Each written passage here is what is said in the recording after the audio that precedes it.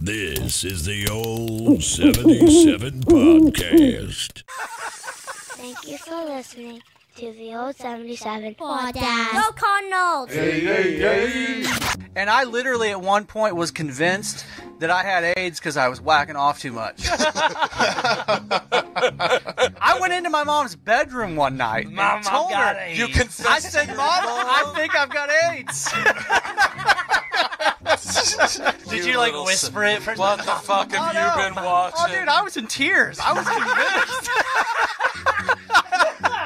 I don't know, and she didn't say son. What makes you think that you have AIDS? No, and I'm so glad that she didn't. Shut up, Dave. I'm sleeping. Explain to me, how do you think you got AIDS? Well, you know, the JCPenney catalog's been sticking together, Mom. It's got AIDS too. It's got AIDS. Oh, my God. Oh, man. Who are you? Got me some slack, Jeff. Hey, bitches. This is Old 77 Podcast. It's a safe place. In an unsafe world. Impressive.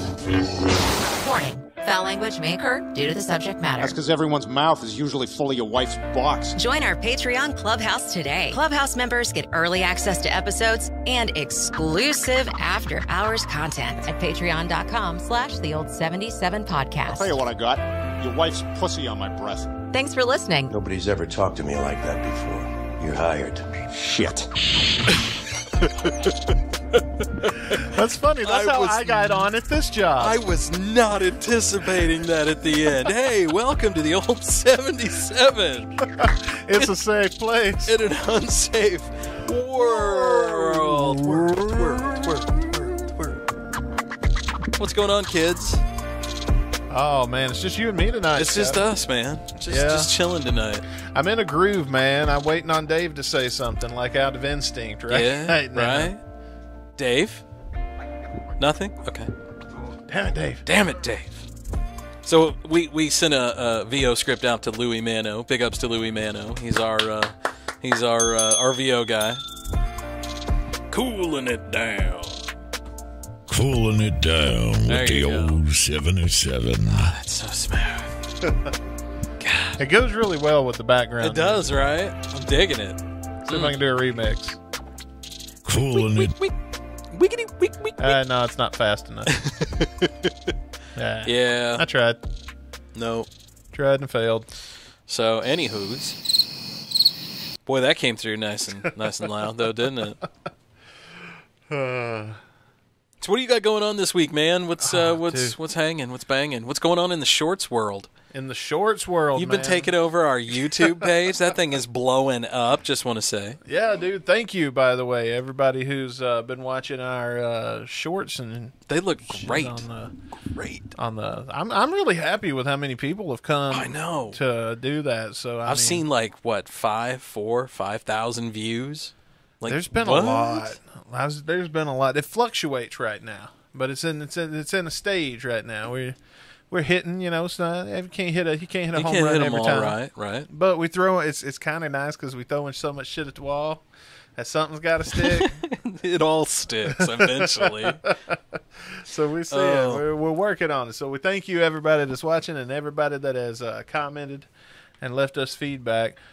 By the way, I have some feedback. You do? Yeah, we'll get into that. All right.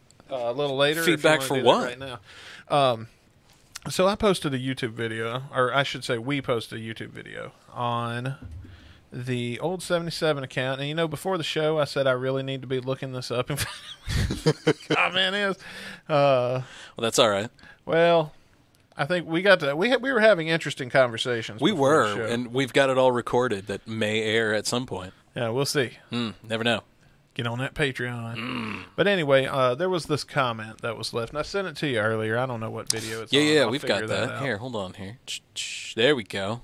So, we posted... This is ridiculous. I was reading some of these earlier, let me just say. The video is... so these are the replies. I told the story of my dad's icy hot incident with my great-grandpa, right? And the bullet point version is my great-grandpa, my dad got chafed on his balls real bad. He was a kid. He didn't know no better. My great-grandpa, or his grandpa, tricked him and put an icy hot on his balls. Right. And Yeah. So that's the video, and in this is what one of the comments that we got on it, and it's from Les Hemmings. I'm going to read it. I was off saying, why here. don't you read it off there for us? Yeah. We were 16 and 17, head over heels with each other. Okay, I remember seeing this, and I went, "What the fuck?" When a friend said he discovered an amazing way, he discovered a way to make sex absolutely amazing. We were all ears because we were in that phase of trying absolutely anything and everything. I think I know where this is going. So we asked how. He told us Tiger Bomb. Now, what's Tiger Bomb? So I've used Tiger Bomb, and I've tried using Tiger Bomb for this, and this is absolutely right. That shit burns.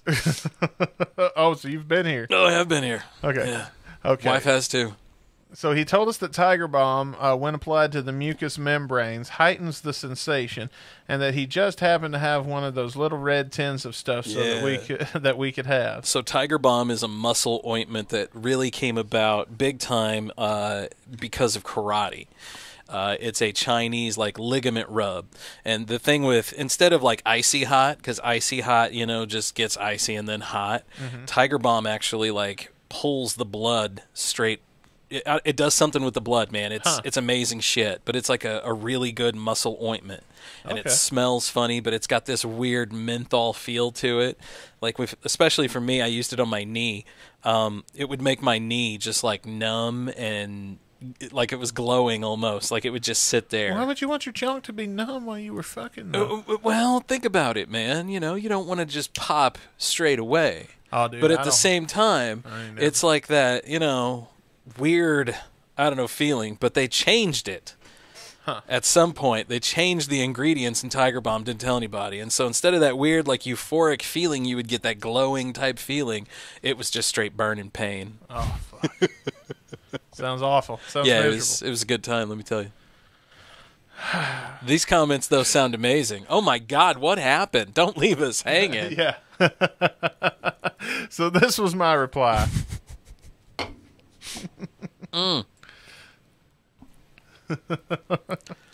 Well, here's the ingredients list. Yeah, camphor, menthol. So hang on, I'm getting to yeah.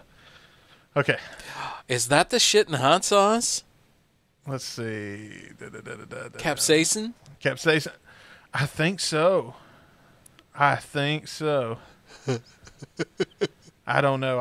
Okay, I'm going to sound dumb to somebody that knows chemicals if that's not right, but I think it is. I'm not going to Google it, though. The reverence to the American product. Okay, so the reverence to the American product. Okay, so Icy Hot's not available in the UK, so it's Tiger Bomb is, I'm sure. So it's similar, I guess. Sums it up quite well, but increases the intensity from, interesting, to, Menthol produces the cool effect because it's an anesthetic, which you might think would be handy for a teenage boy. Right, that's what I'm talking. Enabling you to slow down and make it last. And anyone who's used the original Mint Source body wash, when it came out, I'm not going to read in parentheses, will know that the cooling effect is accompanied by a stinging sensation. I guess that's why it feels good on muscles, though, because it's working. Right. But I think you're leaving it out when you don't say the parentheses. They've dialed back the menthol nowadays. So he's talking back in the day when it was strong. Yeah, back when we had the good shit. But let's see. When we got done with that and smoked Winston's, broke the filter off and threw them at our grandmothers. If you scroll on down, it says, looking back, it kind of worked. We're way down. I'm skipping. Oh, you're way skippy. Yeah, you can read the entire comment on the YouTube video. Man. It's in the archives. Just look on the page. Here, that's as far back as I can go. All right, there we go. That's about where I want to be anyway. Right. Yeah, there we go. Looking back, it kind of worked. Yeah, looking back, it kind of worked. It increased the blood supply for both of us. I think turgid is the word, and that does not sound fun to me. Anytime you describe a sexual... that wouldn't stop so much burning and pain. Anytime you describe a sex act to me as turgid, that just doesn't sound like a fun word. All I did was take the tip of the cap and just rub it on the underside of my junk, and it was warmish. Well, this apparently was inside of somebody. Oh my God! No wonder. Yeah, hell no. Let's see, just a little warmth to open up the blood vessels. Okay, that's all the stuff that you already told me about.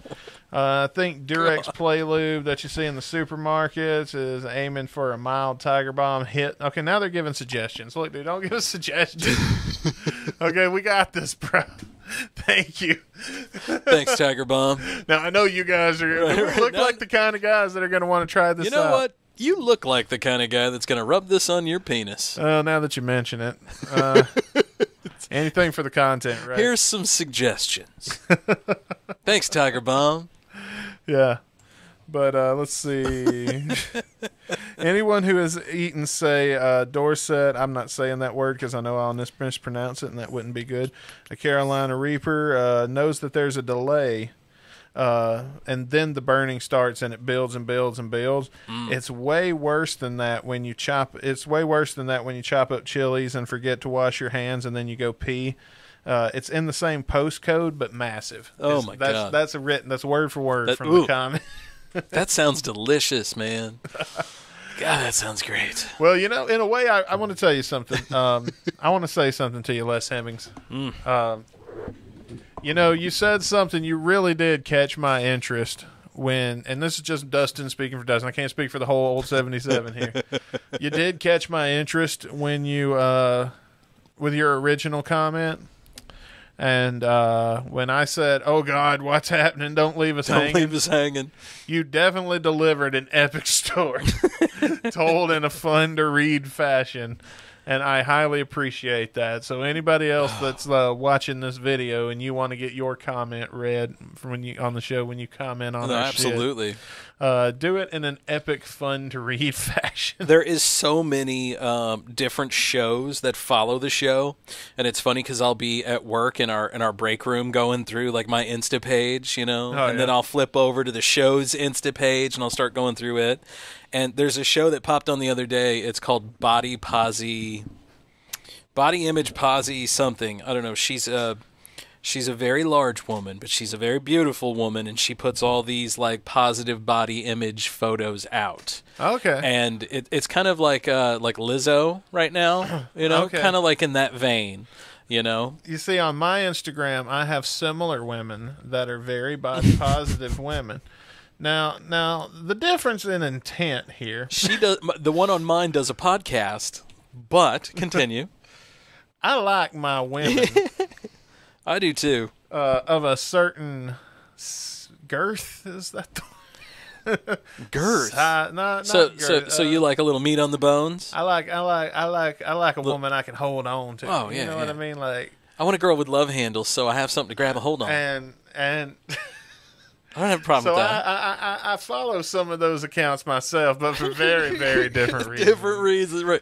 Well, I'm at work for reasons that I'm ashamed to admit. And so this is how it sounded as I'm at work, waiting for my coffee to go off, and I hit one of her videos accidentally. And she's walking along the beach, and there's like so much side boob in this thing, and she's just doing her like, oh hi, blah blah blah, and then she starts like head of HR's out there, right? And she starts talking about something. I don't know what it was, and he just looks at me, and I was like trying to. Oh, sorry, there, guys. Dude, ain't that the worst when it won't turn off when you have that? And panic? so it looks like just some girl with her tits hanging out running down the beach, and that's what it looks like in the break room. This is not what it looks like, guys. This is really a podcast, and it is for real. Dude, do you remember a long time ago there was a radio station called Playboy Radio? Yes. On Sirius. Is that still a thing? Mm-mm. Okay, so back in the day, that was. I think that got nixed with. I think that got nixed with the whole Sirius XM merger. Did it? I think so. Huh. I don't remember it being around very much after it was Sirius. It was around in 2010, 2011. Was it? Yeah, it had to have been because my story takes place in that time. Continue, please. I was with my my old lady at the time, yep. And I just got Sirius XM, and I was so excited about it because I would listen to this shit all the fucking time. But it was free for a year because I bought a car, so I got free Sirius for a year. Fuck yeah! Speaking of, you just said it the other day. Sirius has got free for 3 months, no credit card needed. Yeah, I totally got that I've been rolling. Listening to the fuck out of some Sirius lately, and so anyway, I had it on there anyway, and that Playboy channel. It's on TuneIn now. that Playboy channel was somewhere near something else I was listening to. Okay. And I had just bumped the damn thing when my girlfriend got in, and it switched over to that. Nice. Because I was listening to hair metal when I came to pick her up, because I was singing, I know my music. And, oh, there it is. That's Yeah, it. is that it? Yeah. Right on. And then So it's moved over to a podcast format now on TuneIn. okay. Well, there you go. There's a plug for you, Playboy Radio. I mean, check them out. It's kind of boring, to be honest with you. Is it sexy stuff? Or? They sound like hot chicks. And they're telling about sexual acts when they get other. It's not like Fiona Flaps and like 6 other gals talking about, Well, the beautiful thing about this type of podcast is if you I don't even know if there's a porn podcast. star named Fiona Flaps. I just whipped that out. I'm just saying. This is a thing only a woman could do, but if they didn't do like we do video, but if they didn't do any kind of video whatsoever, you could literally get any fucking body in there. Oh yeah, that opens up your clientele. Yeah, I mean if they're seductive enough. Oh yeah, dude, and I'm gonna tell you, man. I used to work for this woman at Pizza Hut.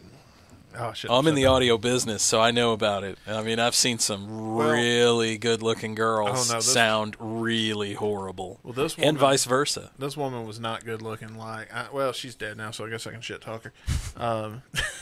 She was. I'm not gonna say her name, but we'll say her name is Jessica. All right, because that ain't even nearly close. Not even close? There's not one letter in Jessica. She's probably like a Hazel. Okay. Well, we're going to go with Jessica because I remember that. And her nickname when I got there, what everybody called her behind her back, was Fat Jessica. Aw. Kind of like Fat Amy. And I felt bad for her at first, and she was our main boss. Like, she was my boss's that I answer to every day, his boss. And she was a bitch. And I mean a royal fuck you bitch. And that's the fucking worst. But here's the thing. We liked each other. We had a mutual respect for each other because Tanya never got hateful with me. Jessica? Jessica, yeah. Jessica never got hateful with me. I hate that she's dead, okay? So, okay, yeah. But there was one time we did, and I said we had a friendship, so I guess, right. I mean, a friendship? There was something like that. Friendship? No, there was a respect. That's it. Damn. But never, dude. This woman was as big around as this table, dude. Like, she'd be sitting in a chair, and I'd come around the corner to pick up delivery, and I'd see her from the back sitting in the chair, and I'd think, oh, God. That poor chair. I don't want to get my foot nearby there. And they break all the time. And dude. She'd sit down when she did the register. Oh, yeah, that big. Yeah. Okay. And that's nothing, though, man. I had a buddy he used to date this girl who was married at the time, who, I swear to God, was the human equivalent of a basketball. And, like, her old man would be asleep, and they'd be, like, boning right next to him. It was so fucking weird. And then, like, him and the dude were friends, and they'd go hang out and shit. Wait, so he was boning his friend's wife? Yeah. Oh, that sucks. And they were okay with it. Oh, okay. Well, that's different. Like, everybody was cool with it. But, like, he'd be passed out, and I always thought it was fucking weird myself, because I'd be at their parties, and, like, dude's passed out, and these two are fucking right next to him. Like, what?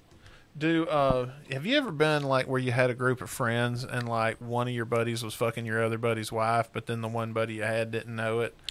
And yeah, but it was before they were married. No, and now they're married. This is during what I'm thinking of. No, I've never had anything like that. I was put in a real awkward situation, but luckily it wasn't like with best friends. You know what I mean? Like, it was just. So, you were fucking somebody else's? No. I had a buddy, and he had a best friend. Okay. And him and his the guy that I knew. Like, I'd call him a buddy. Like, we didn't hang out like you and me hang out. Like friend from a friend? We didn't hang out at each other's house, but we'd hang out at work. Right. We'd hang out. It was a wrestler. I don't get into telling too much. It was a wrestler, and we'd hang out after the show. And, yeah. Everybody fit? Everybody trim? No. Okay, just checking. No.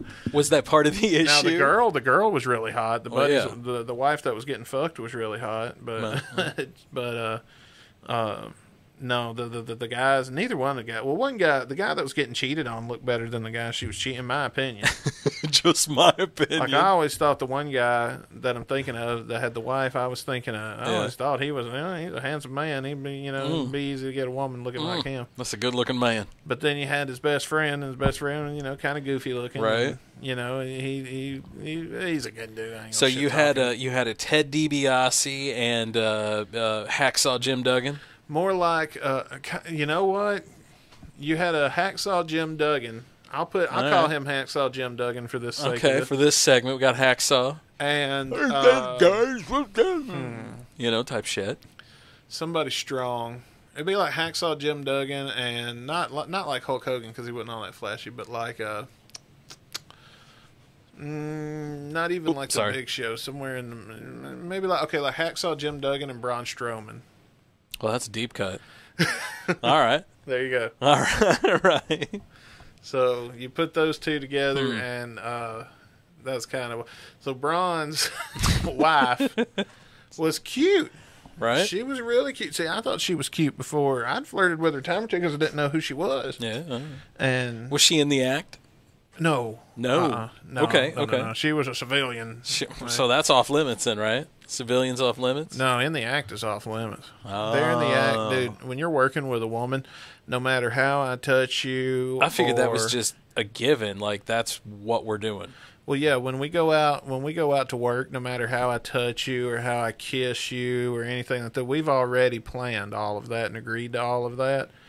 Like, you still got to put it on, like, you know what I mean. You got to put on a good show for the people, so you don't want to you want to actually give her a kiss on the neck or something, make her look sexy, I get that. But then, all in the acting, right? You got to put on the show. When you guys come back from the curtain, this is your coworker now. This is your. How do you shut that off, though? You just do. Well, see, you don't ever I guess it's like acting. You don't go there in the first place, really.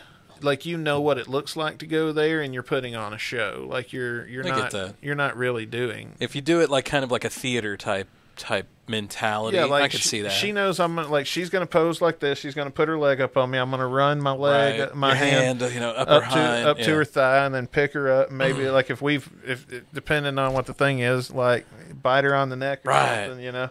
Anybody else as hard as a diamond in an ice storm right now? You know what I mean. It's just you've already figured out what you're going to do and choreograph that. And so then just me. It's just work. I'm not, because it's work, man. When you've been there, it's just fucking work. No, I get that. I get that about audio and stuff. But then if you don't write that part good, it comes off really bad. I was gonna say, what kind of difference then is the disconnect between writing script and then actually implementation? You feel. Because you can change on the fly, right? Nothing you write down is going to ever be 100% what you get out to the people. That's what I figured. What the audience gets. It's always going to be off by like 90 degrees. So it's like pirate guidelines? Yeah. Yeah. I do bullet points. Like I would tell them like if I was writing something, I'd tell them this is where we're going. This is where we're trying to get to. This is end point. Okay. This is how it starts. This is how it ends. You get to it. Yeah. Okay, I gotcha. But along the way, you've got stops. Well, is there? Journey. I was going to say, is there anything like along the way that you have to go? Whoa, stop! We got to do this. We're going to start here. We're going to start here, and we're going to stop here, and we're going to do something. There's going to be an event that happens here. Yeah. Then we're going to go here, and there's going to be one more event that causes the next event, which is the grand finale. All right. That's how I like to tell story. The grand finale. An event kicks this off. Something has happened that has caused this rift between these people. Gotcha. Now we're going on. And then you just kind of cascade down. Mm-hmm. All right. And the best part is you don't have to write much. If you give them something like that. I would think it would depend on whoever you've got, too, right? I mean, if they're worth a damn. And then you say, what do you want to do? Right. And how about this? All right, what do you think? How about that? And then all of you work together and you put it together. All you do is just provide okay, we need a point here. We need a point here because this is going to get them talking. We need a point here to sell tickets again. Right. This is I was usually gonna basically, basically you're sending down like I've got a 5. I'm whatever, giving away some secrets, right? 5, 6, whatever week arc, right? There's a fake out. There's always, not always, but if the story's really good, I'll throw in a fake out where it looks like it's the end, but then something will happen in the fake out that'll actually lead to a bigger. If I've got a really good climax, A really good one. What would be a really good one? Like a world championship match, and it's going to be at an event like we've rented. Let's say a high school has brought us into a football field. Okay. Not like a basketball field or court, because those are real small, but like a football field. Okay. And let's say we are able to sell enough tickets to fill this thing out. What show do we want the most people seeing so that in that is setting so they'll come back to the little show in our little bitty arena? Okay. You know what I mean? Right. Next week. And so all these are on the road though, aren't they? No, not always. We had an arena. We had a home base. When I was going on the road, I didn't work for one show. When I was like doing a lot of backstage stuff, then I worked for one show. Oh, okay. That's 2 separate jobs in the field. Like the wrestlers will go from your show to somebody else's show entirely in a different town and it's usually like Friday, Saturday, and then Sunday, usually in the evening between church. So is it one of those deals like just show up? No. You've been booked. Like they call you, or you call them. Like Well, you no, put out I feelers meant. So once they book, like from like you have to be here, here, and here. Do they just? It's on them to show up at each event. Yeah, it's on the wrestler to be there. Yeah. Now you have guys that don't show up. That's what I was going to ask. Like if somebody breaks down, like 2 dudes, like 2 big guys are rolling together to an event, and their car or van breaks down. See, therein lies a little magic of the business, because in the business, you need to pay the boys. And if the boys are creative and the boys want to work, but they don't want to put these guys, this thing they're doing for you hurts. Oh, and yeah. If they're doing it for free, they're going to save their body for when they're getting paid. And I see a lot of promoters make that mistake because they're just out of fucking touch with what it's like being in the business. And that's just how or some promoters will treat the business like it was 10, 20 years ago. And it's not 10, it's not 20 the same, years ago. yeah. That's the thing about the wrestling business is it's always changing and it's always evolving. And you're either going to evolve with it or you're going to stay where the fuck you are. Yeah. And maybe even go out of business. If you can break even where the fuck you are and you're happy breaking even, break even. Have fun. Do your thing. But if you want to make money... Yeah. Overall, like the boys can make money because they can go here, and they don't have the expenses of the building, licensing, right? Paying the athletic commission. Oh shit! I never even thought of that. You have to pay a commission, like a fee or something. Yeah, you pay the athletic commission. Now, one of the good things though is that a lot of people don't know about that, and the people that do. The best part about the athletic commission is there's no rule saying that you can't pretend to be from the athletic commission in front of the audience. They don't dictate what you do. They have rules like you can't. We fucking broke every one of them, but but like you could roll out there and be like, "Oh, Agent Johnson from the athletic," But as long as you weren't doing it in the locker room in front of the boys, but you were only doing it outside. And what I would always do, you could do it like a bit. I would be a representative of the athletic commission, and I was a bad guy, and I'd come in to impose a fine on the good guy. Oh, that's fantastic. And if they hit me, and I have this authority, and I can do it, but then like somehow, like that character, it'll always go to his head. He'll get in too deep. The real athletic commissioner will show up, and he had no problem playing a role because he was actually a retired wrestler. No kidding. So it was real easy to get him to make an appearance. Oh, that makes it even better if the real deal shows up and just goes along with. Yeah. And no, that he's against you though. Once he gets there, he's like, you know what? I've been watching this show, and I've been seeing what you've been doing. You've been using our office to finish running play. So you know what I'm gonna do? I'm gonna put this guy in the ring for 10 minutes with you. What the fuck? That sounds great. Let's do it. And then he might even throw on, and if you don't beat him, you're fired. And that's a good way to get rid of that character. And then you come back and do something else later. Yeah, you come back later. Yeah. So what do you come back later as? Different shit. It doesn't matter. Yeah, like, you they just don't take remember like you. no. You take like 2 or 3 weeks off. I was gonna say, how much do you take off? The most I ever took was 4 years, but in between. I've done this bit so many times in wrestling. Like, usually it was about 3 weeks, and it was usually happen around Christmas when I'd be having a lot of get-togethers and stuff. Okay, I get that. And then I'd be back around January, towards the middle, end of January. Yeah. So you just bip on in and out, and yeah. But see, at the time we weren't doing holiday shows. Now that they do holiday shows, I wouldn't miss a holiday show because those dude, you run a show Christmas night, it will be fucking packed. Yeah, and to the gills. I bet. And people that are in that business and don't run Christmas just have no idea what they're missing out on, because everybody's already, you open your presents Christmas morning. Right. Christmas was all about Christmas morning with Mama and Papa and Mom and Dad. But then, see, all the cousins are in town. Mama and Papa? Yeah, but you know what I mean? Most people from where we live, not most people, but a lot of people leave. Yeah. And then they come back. Christmas night. I'm in town on Christmas. Yeah, everyone's in town on Christmas. So all the people like me that fled the coop and left Mississippi will go back to Mississippi to see Mom and Dad on Christmas. But then you're there, all your brothers are there, your cousins are there, everybody's there. And everyone wants to go out and do something. And there's nothing to do. Right. And there's never anything open. And you know what? Go eat Chinese. You know what we do? We have a hamburger stand outside of the building. Damn burger? A hamburger truck. We hire a hamburger truck, a hot dog truck. Maybe sell pizza outside. We have food. We got food. And nice. they set that up outside. And that's why our Christmas show is we made a big spectacular event on Christmas. And we had it in our building. And then everybody that's in town with the family came in, and we ended up, dude, we had people standing out in the parking lot that we could not fit everybody in the thing. Like, some people were looking in the doors. We were rotating some people out, letting people take turns and shit. Like, holy shit. Now, I wasn't doing none of that.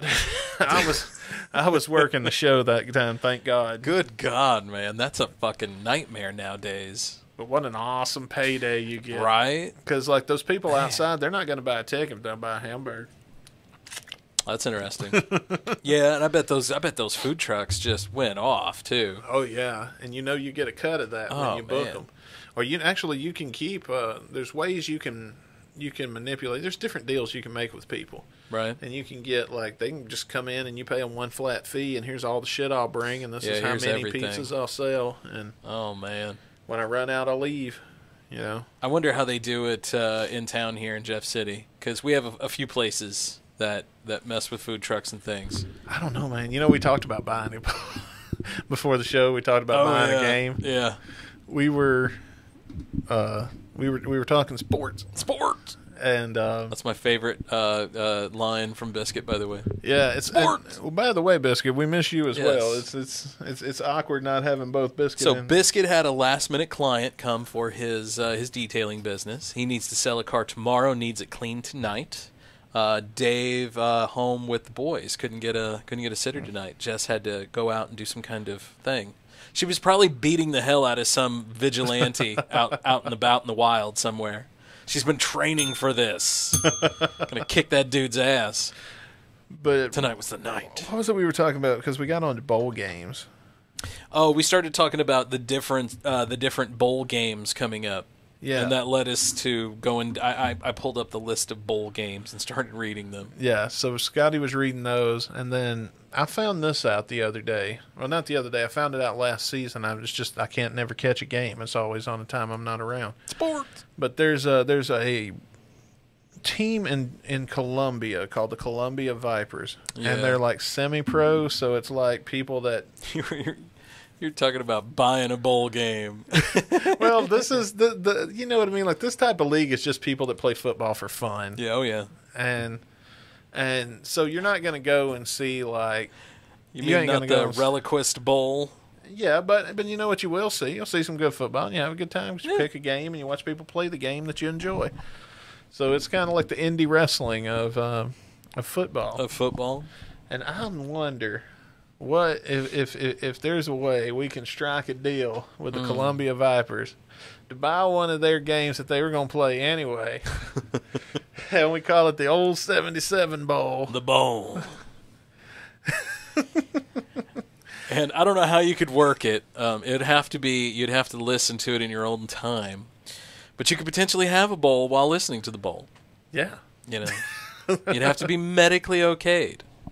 Dude, if we were doing a remote like that, I would have to find a place to get medically okayed. Yes. I mean, we could get in our own car as long as we're not driving it. It'll be a stressful beginning and ending, the middle part where we do the show. Yeah, it'd be totally fun. Totally fine. So, yeah, Columbia Vipers. I reached out to the Vipers and I was gauging their interest of having somebody come up here. Yeah. I haven't booked any guests yet because you guys do that. So. Dude, I'm trying to recommend. I'm horrible at guest booking. Yeah. I'm looking to recommend somebody. And honestly, like I think once we get in new digs and I can get everything situated, it's going to take a while. I mean, this is the long haul. We're talking with the new studio and everything. Eventually, we'll have it to where people can just come in to the studio. Nice. And they'll just be able to walk in, no up and down the steps, none of that. Bring the whole team. Right. Yeah, you can just come right on in, you know. And that's I think that's where we can start as a podcast, man, really rolling forward. That's what I'd love to talk to our boy Jed Ainsworth and see if he would be interested in something like this on his platform. I don't know. We would have to retool, and I would love to do something with Jet. I wasn't going to bring that one up. Oh, I'm totally going to bring it up. I've been thinking about that. Jet, I talked to him the other day, and I was like, "Hey, man, how's it going?" And he was like, "Woof, there's a lot to do." You know, basically, he's been handed the keys of a public access that has just been keeping on for the same, you know. It's however long it is. Interesting radio. It's kind of hard to change hearts and minds in situations like that when it's been the same thing forever and now you want to come in and do all this stuff and nobody wants to do it. Well, if you're producing the content and all they're doing is providing the time slot. I think some of that is partly an issue. I think some of it is other things. I don't know. I just know we were like... man, we need to get together and have a pint or something and talk about this. Oh, yeah. Nice. It's like, all right, man. Cool. I would love to. I would love that. That would be awesome. Yeah. Also, our boy Dub IZ, he's always talking about coming in whenever I get the studio made. Because I want to have a studio to where we can do this podcast, but I also want to be able to have a couple mics set aside because, I mean, I got plenty of room. And do like I could do vocals, or I could like if Dave wanted to bring a guitar in, I could have Dave with the acoustic. That's have a thing. Him all mic'd up. Me and him have talked about that because I got so many stupid songs. Because I would love to be able to do like silly, stupid skits like that with Dave providing music. Because Dave, man, it's live music anytime. Yeah, Dave's the bomb at that. Dave is great at that. The other day, it was a couple weeks ago, somebody said something, and Dave was like, oh, yeah. He comes over when we take a break because he had to pee, grabs the guitar, and just bangs out the melody. We're like, whoa, what? I really hope he saves his, or does what I asked him to do and saves those. The little instruction vids? Yeah, because if he's making those anyway, why delete those, dude? Let's throw them up on the... I don't know. On the Patreon. Send them to me. I'll slap a logo on it, throw it on the Patreon. So if you notice, we got the new logo up tonight. Oh, yeah. It's the official final logo version. The UFO? Yep. Oh, we did change it, did we not? Yep. Fun times. So that's the one we'll end up probably rolling with right there. I do like that logo. That's pretty cool. We do talk about aliens an awful lot on this show. Yeah, but I don't want us to be typecast as the show that talks about aliens too. Yeah, but we're a variety show. No, absolutely. Like I mean, you can see like so behind Dustin there on the camera, you can see our original logo. It was kind of a copycat Nintendo logo. I do like that one. I love that one. I do like that. Do we got any of those stickers left before the rebrand, before the new season? We might have a few of those. I want to get a few of those. I think there's some on the banister upstairs heading out, actually. I've got a sticker guitar that's going to be displayed in my new house. Get a few old 77 stickers and slap on those stickers, I bought those with the intention of they would dissolve away, and I was going to just sticker the shit out of every business in town. The round red one. Yeah. That's the one that's on my guitar right now. I love that one. That one's my favorite one. I want to put that. I think I want to put that one on there. And then we moved over from the red one to the UFO. I think this one is the one that I saw first. That one's ridiculous. I believe this is the one I saw first, and it was ripped off of the. They tried. You can tell somebody tried to peel it off of the window at the drive-thru at McDonald's, and they got. But you could still see the old 77 pocket, and then it made me laugh that somebody had tried this.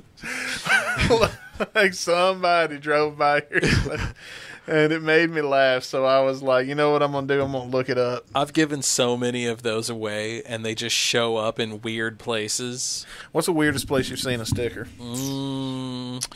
Okay, so I travel back and forth to St. Louis like monthly. Like I'll go once or twice a month sometimes. And I found one in Fenton at the McDonald's. As I came around and I turned in, I came into the drive-thru, and you know how like they'll have where you pay, and they'll have like a little sticker cling window thing. Somebody had put it right on top of that, so it was right there.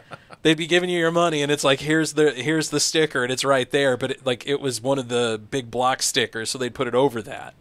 But that wasn't me. I've seen one 3 times at a McDonald's, which 3 times in a month to have McDonald's is an awful lot of time. My wife hits the one up on 179. And there's one on the good one. The one, it's no really good. There's no good one. The one that's the closest to where the tornado came, that Burger King and stuff that got wiped out. Okay, yeah, okay. That McDonald's that's real close to that. Yeah, by the Culvers. By Schulte's. By Schulte's, yeah. Yeah. Yeah, there's a Culver's right there, too. Yep. I didn't know that. Oh, yeah. That's right. Man, I always forget about Culver's because I can't eat that much ice cream. Oh. Blood sugar. Got to be careful. Damn. But they've got a pole in their drive-through that's to keep you from crashing, and every time I drive by and come through, I see the scan one where it's got the thing and you scan it and it goes to Spotify. Nice. I seen that one there, and nobody gives a shit. I think every time from now on that they make me pull up and wait, and I want you to listen to McDonald's, because I bet you I have gotten mad like when I was in a fucking hurry. If I'm in a hurry, I'm gonna take my fucking money back. I will not wait just because you behind. Give me my fucking food. So it's funny, Andrea the other day. As you call her, Mrs. Car Wash. Mrs. Car Wash. She fucking hates that. I am not that old. Hit the theme music. Hold on. Oh fuck! I'm failing bad. I closed it out. Oh no, never mind. So anyway, what was you saying? But the Mrs. was at McDonald's, and you know how they've got those bifurcated windows now, where you like 2 people can order, and they're like, "Hey, welcome to McDonald's." And I hate that. I hate it. But she said that some young girl, like just whipped right up in front of her. Yeah, that happens all the time. Oh, my wife never does this, but she said she lost her fucking shit. She's like, fuck you, and just laying into this chick, right? That's fucking bitch. You see, I can't do that because I can't be the fat guy doing that at McDonald's. But see, normally she's not that type. I don't know what, something just must have hit her. But she said when she got to the window, the gal actually paid for her food and was like, sorry. She's like, so here I am, fucking cussing her out, feeling like an asshole. Wait, did she get out of the car? No. Oh, okay, good. Thank God. That really would have been somebody different. I wouldn't have known who she was had she gotten out of the car. The old me would have gotten out of the car, but I don't want to be the fat guy cussing somebody. It depends. It depends on if they need it or not. Now, if I ever see a fat guy, I'm the guy that, if I see a fat guy standing in McDonald's cussing somebody out over cutting them in line. You son of a bitch. And I can get my phone out before they make it to the door, to the car to start cussing. If I see it about to go down, and I can get my phone out in time and get this thing documented. And you know what? Everybody thinks like that now, and I don't want to be the fat guy in that video. I know. The thing I hate is I don't think that fast. I'm like, look at that. I don't think get in my pocket and whip it. Hold on. You know, I don't do that shit. I do got my camera set for quick recording. Just boop and go. Yeah, well, you never know. Doop and boop. The vlogging helps. with that instinct, but most of the time you're gonna watch some bullshit go down. You're gonna be like, damn. Oh, I guarantee it, man. But I absolutely guarantee that. It's piss break time. It is, and I gotta go bad. So I was like, oh, hey, this one will work. Taking piss on the old 77. Hey, before we head to break, let's thank our Patreon patrons. Yeah. Yes. So big ups to Dub IZ and the fam over at Chess Team Records. Yeah, W-I-Z. Thanks to Jamie and Ben at In the Groove.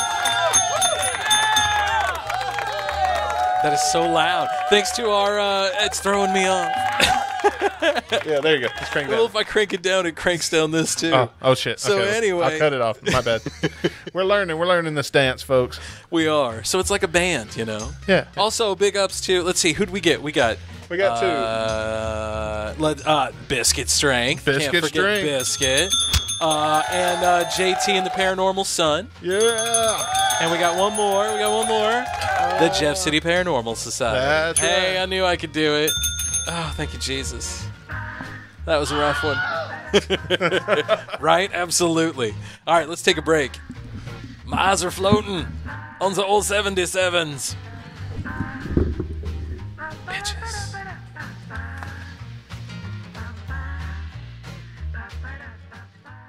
Hey guys, Scott here from the old 77. I just want to take a moment and tell you about Infinite Moment Photography. I was down at the Noreen Access a couple of months ago. I was shooting bottles for the Hot Wings Challenge. Went off without a hitch. Thank you. And a big thanks goes to this guy, Rob Schaefer from Infinite Moment Photography.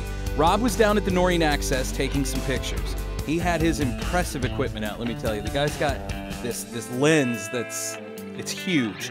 You could zoom in on the Capitol. It's like spyware lens stuff. But he got some amazing photos. I saw some of the stuff he did that day. Walked up while I was taking photos of the bottles and said, hey man, I gotta know, what's this all about? So I told him about the Hot Wings Challenge. He said, hey, you mind if I take some? You know, I kind of do this. And I was like, yeah, that'd be great. They turned out amazing. Just look at this. So a big ups to Rob Schaefer from Infinite Moment Photography. He's out of Lynn, Missouri. Find him online at infinitemomentphotography.com.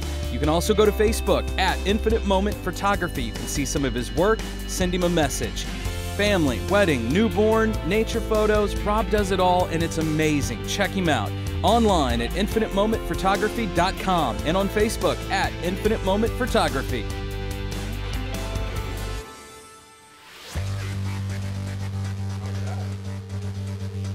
That sounds pretty electrifying, right? Hey, kiddies. That's pretty epic. Welcome back to the old 77. It's a safe place. In an unsafe World. Does anybody even know what we say at the beginning anymore? It's a safe place in an unsafe world. Because we're always like, world, you know, doing stuff like that. I'm sure they pick it up. So, yeah. You can literally be anyone, come on this show and say anything, and, you know, we'll probably still be friends afterwards. Damn straight. You know, that's the whole point of it. You know, we were talking earlier about... Oh, yeah, you were showing this thing off. We were talking earlier about how I do YouTube videos. I'm gonna go a little inside baseball and tell a little bit behind the... Pull the curtain back for you. Yeah, a little bit for how the sausage is made here. Ooh, pull it back. So we record this show, and when we record it, it's in pretty decent quality. Now, some of our shorts, if they're a little grainy, it's because I ripped that off of our YouTube channel. Yeah. Yeah. and some of them, though, when they're really nice and crisp and clear, it's because those are from the raw video file. And we have, you know, we've said since day one, the budget on this podcast is zero. So Scotty gives me, I expected a thumb drive, but the video file is so large. Oh, they're huge. I'm talking like 30-some-odd gigs. Yeah. A lot of them probably won't fit on a thumb drive in any fucking way. No. So Scotty has this big-ass hard drive from a computer, like an actual fucking hard drive. Yeah, I had a failing laptop. I pulled the hard drive out. It's one of the old spinnies, if we can use technical terms. So Scotty pulls the hard drive out of a computer, puts where's car wash cam? You got one. Okay, here, hold on. Boom, boom, boom. Right here. There you go. And wow, it went right to it. And so he takes the hard drive out of the computer, and then he puts it together. My kids have so many Legos. With Legos. And if you can see, for those of you watching the video version of the podcast, if you can see the detail and the marksmanship, like these hooks right here to hold everything together. Oh, yeah. It's all in there for a reason. Like the back, if you notice the back panel, so if you can flip her around there, the back panel has those holes in it, right? I put that in there on purpose so you'd let that drive breathe and things. Like ventilate it. Yeah, see, and I would have never thought of it. And I got to admit, dude, like as ghetto as this probably seems to you. It's ghetto as shit. This is fucking impressive as fuck to me. That's all I wanted to say. So I pulled that apart earlier. I was like, yeah, it's just, boom, boom, boom. There it is. It's just a hard drive and a wire. Yeah, I'm gonna set it right here so we don't forget it when we. I definitely gotta hook that up and get you some raw footage. Yeah, so that's come in handy though. Yeah, back in the day, I used a high density drive that Dave had in one of our computers. Literally, that's the beauty of knowing how to take the guts of something. That's what we're talking right there. I went to Best Buy and was like, I need this, and the old boy was like, here's what you need. Go get that, and this was like $20, I think, if. Nice. So this is the magic right here. It allows the cable to connect to the drive and then the drive to a USB. See, for me, as a layman, once the computer's dead, the computer's dead. I would have never thought to take one of the guts out of it. No. Actually, I did for the first time. I added RAM. Yeah. When Guns N' Radio bought its new computer. Yep. I took my old desktop has long been dead. It's time to get it out of the fucking way and put it out of its misery. Oh, I hate those, but I like those too at the same time. Yeah, I'm gonna try that with that old computer, and I'm gonna try to add the RAM slots from it to the new computer because the RAM just pulled out and attached, so I have more RAM now because I added some of the RAM. I wasn't able to add all of the RAM from the old computer to the new because it came with 16 gigs anyway, and I was able to add another 8. So that makes it nice. Yeah, especially if you can do something like that. Yeah, that makes it a lot more expensive computer than right. You can literally piece together that computer. Yeah.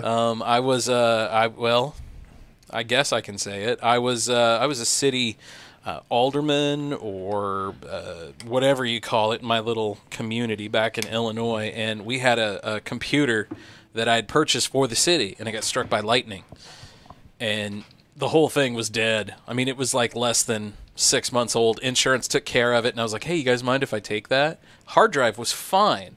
It just fried the power source. So for 2 years, I carried a non-functioning CPU around just for the hard drive. So you were an alderman? Like you were an elected official? I was an elected official for I served a full 4-year term, and then I served 2 out of another 4-year term. So I was, I was almost there for almost a decade. Huh. It was nice. I enjoyed it. I really did enjoy it. So you had to run for office and people had to elect you. I had to go around because the community itself is 230 people. Still. I had to go around door to door and knock on the doors and ask for signatures. Hey, I want to be, I think at the time we had Did you have an opponent? No. Oh, well. No, never. And unfortunately, I'm pretty sure she's still alive, so I don't want to use names, and I don't want to even insinuate because it's a very small town, and if anyone listens to this, they will know exactly who I'm talking about. Right. But we had a few members on the board that would just vote to vote. Mm-hmm.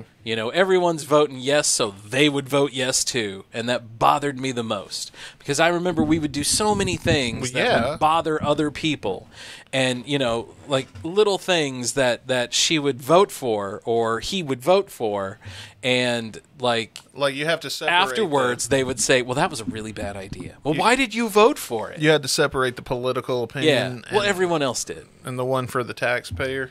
And a lot of the taxpayers, too, because it was so little, they knew exactly who we were. Well, you also are a taxpayer. There was one dude who he didn't enjoy anything the previous guys had done. And so he went to, at the time, it was a Rural King. You familiar with that that store? No. Kind of like the Tractor Supply here in town. Yeah. I've heard. It was like a I've farm heard and of country store, big in Illinois. Okay. He went to Rural King, bought 6 pounds of nails, and just threw them at everybody's driveway. Oh, he's a real dick about it. and then like the people that were on the the board. Yeah. Oh shit. Every month you got a new little surprise because so it's a village, right? Like I said, 230 people, 240 something. This guy decided to build a barn right in the middle of town. You couldn't get away with this today. Oh, this was just up a couple years ago, dude. So in a small town. But I'm saying today we have a ring. Yeah. And now that's going to change the game. You don't have that though in a small town because you barely have internet. Oh, that's fair. Yeah. There's everyone always says that like cameras and internet and all that shit. They always forget about small town America. They don't have that shit. Well, and they've gotten by great without it. Why not push to get that shit? In our case, 90% of our constituents didn't want it. They were like 60 or some shit. And above. And we were so small and out of the way. As a village, me and several other people and a couple of grant writers wrote a letter, and everybody on the village signed it, to Casey's, specifically begging them to bring a Casey's General Store to our area. We had a couple neighbors to the sides of us that they enjoyed Casey's. If you wanted to get gas in my town after 4 p.m., Monday through Friday, not going to happen. If you wanted to get gas before 7 a.m., not going to happen. If you want to go in and get gas on the weekends, not going to happen. You got to drive 10 to 15 to 20 minutes or 30 minutes to get gas. Did you offer them tax incentives or anything? Oh, yeah. We told them we would give them anything they wanted.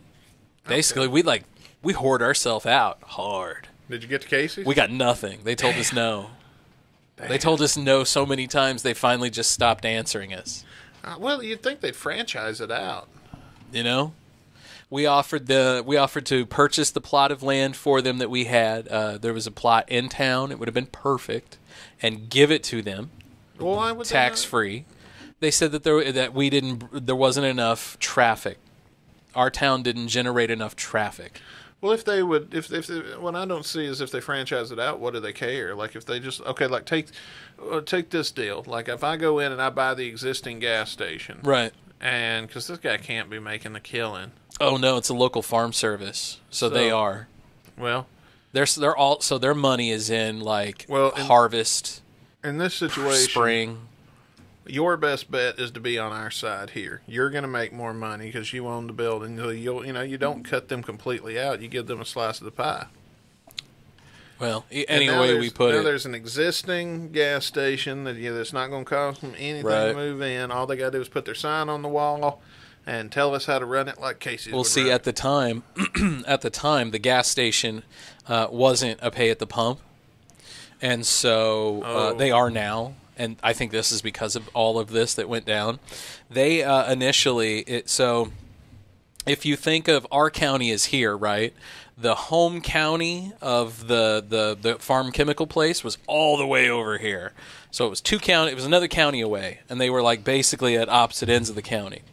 And this was where I lived was the furthest away. And so to just appease us, they ran just simple gas lines from tanks to over. And I started working there when I lost my job in radio. I had a friend that worked there, and he's like, I'll hire you, come on in. You can stock, clean, whatever, until you get a job. Great, perfect, thanks, man. It's good to have buddies like that. It was nice. And he trusted me. I gave a couple dudes advice on chemicals and stuff, and it was great. But anyway, he... I forgot what I was talking about. We were... Where's that button at? Marijuana affects the memory. So there was an existing gas station. So they ran the shitty gas lines, and they flat out said that whenever those go and they fail, we're not going to replace them. So eventually you won't have gas.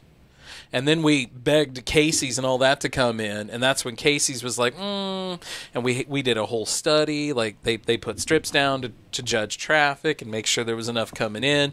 They said, you guys don't generate enough daily traffic for us to even think about offering anybody this, let alone them. There's you just don't do it. You could have got something else, maybe like a hot stuffed pizza. Oh, man, we tried a whole bunch of things. Nobody. You know? And that's like growing up, I always joked, it wasn't until I moved here that I was able to get a pizza delivered to my home. I know, man, when you've lived in that kind of a rural area before, you appreciate Jeff City so much more. I love Jefferson City. I have no problem with Jeff City. I really don't. I love it here. I love it here too, man. Like, I mean, there's things about it that piss me off. I mean, you definitely...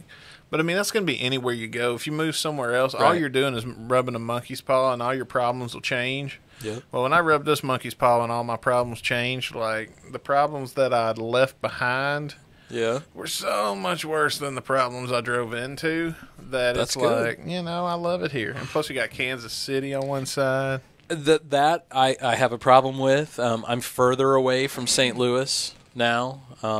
I used to be just an hour outside of the city, so I just pop into the city every now and then. But the trade-off is you're 2 hours close, but you're closer to KC. I never went to KC before, though. Never had a problem ever going to Kansas City. I love Kansas City, man. It's all right. There's so much good concerts. I didn't see Bon Jovi. I saw Bon Jovi in St. Louis. Most of my concerts are in St. Louis. I give you that. Yeah. But I saw Kiss in Kansas City. I've seen Guns N' Roses in Kansas City. See, that's one of the weird things is I'm not ready to go back to a concert yet.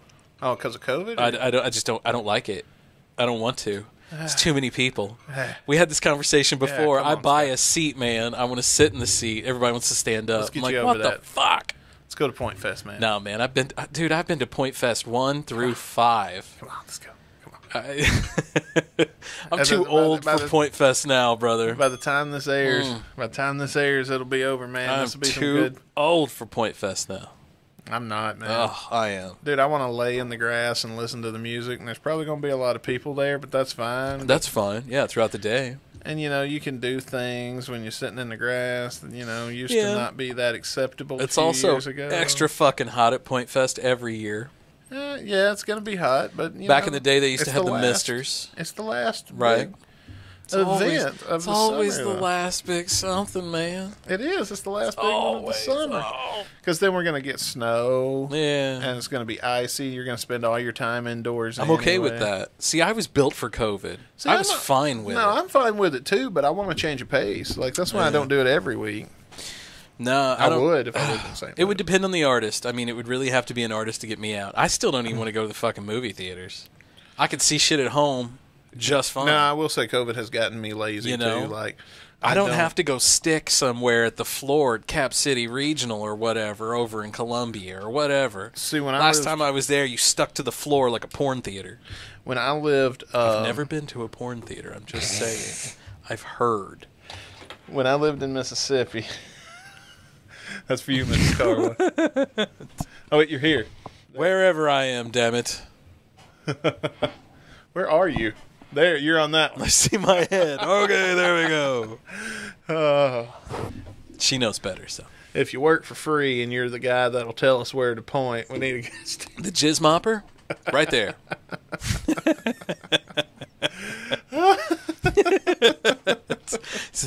Oh, hey, buddy, you're right over here. You need to go over here. There you go. Yeah. Suddenly sounds like the caretaker off The Simpsons. Hey, buddy, I'll go over here. No, man. All right, I guess no, that'd be Futurama, wouldn't it? That'd be Rusty. I get where you're coming from because when I lived in Mississippi, I was 30 minutes from everywhere. Yeah. And now I'm 30. I used to go to Columbia all the time because that's in the range. I'm used to driving it anyway. It's 30 minutes. I can see that.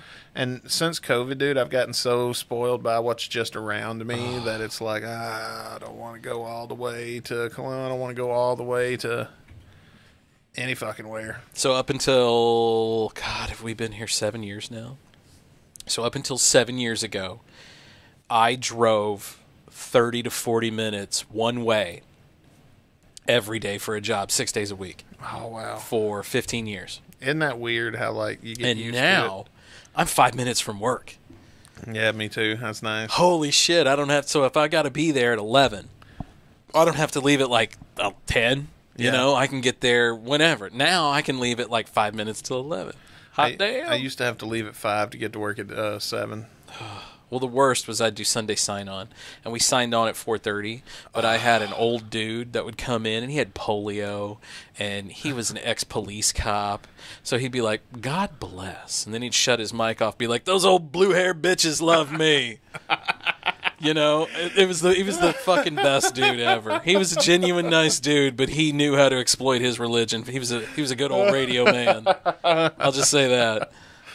Man, he's passed, but boy, he had a fan club and a stable of bevies. Dude, I've always wished I could get into religion enough to exploit that. To make some money off of it.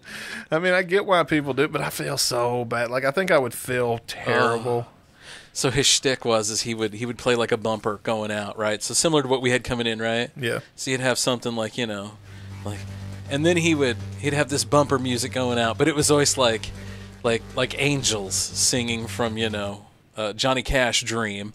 And then it would be like all of these call-ins, like, oh, I'm an 85-year-old woman, and I broke my hip, and ever since then I love the country church, and this and that, And he had it syndicated. That's what I couldn't get over. And he sent it to like 5-6 different fucking radio stations in Illinois and Indiana. And he'd take prayer requests. Oh yeah, and he'd take all of it, man. And they'd call. He had a number set up. They'd call. We'd record them. I'd make drops, And it was always the nicest old ladies. Like, oh, I love the gun. I love this. It's so great. Great old timey music, And then he'd like. Every time he'd fire one of those off, be like, I could get laid by that shit, When I was in Mississippi, we had a TV station that was like that. It was like, God, it was on till really late, and came on. But they did a sign on and a sign off at a time where no channel signed off. That's what we did. I was just thinking that, man. When you said that, that's us. And it was it's probably not even a thing anymore. Nobody up here knows. Channel 53. 53. And on Channel 53, we used to call it the homemade station because there was an obviously home camcorder that was their main, and it was one angle inside of what they'd made to look like a church. Oh my! But it was just a studio, and there was this preacher named Leland, and he was always on there. And then when Leland wasn't preaching, there was always they had other preachers come in. Right, it was all preaching and gospel. It was like all church all day, and. God. So one of the shows that they had, they would be this woman calling, and there would be these people come in. Anybody that wanted to come sing good gospel music could sing. Yeah. And they never told anybody no. And sometimes, especially... sometimes they should have said no. Well, there come a point in my life when I was a teenage boy. Let me just... That didn't do the thing. Here we go. Marijuana? Yes. And so I would be watching this with my buddies, and Marijuana? And then there would be and there would be someone. It was usually a woman on there singing, and she'd always have a real country accent. Oh my God. And she'd be, that was just horrible. I don't want anybody to tune out for me trying to impersonate it.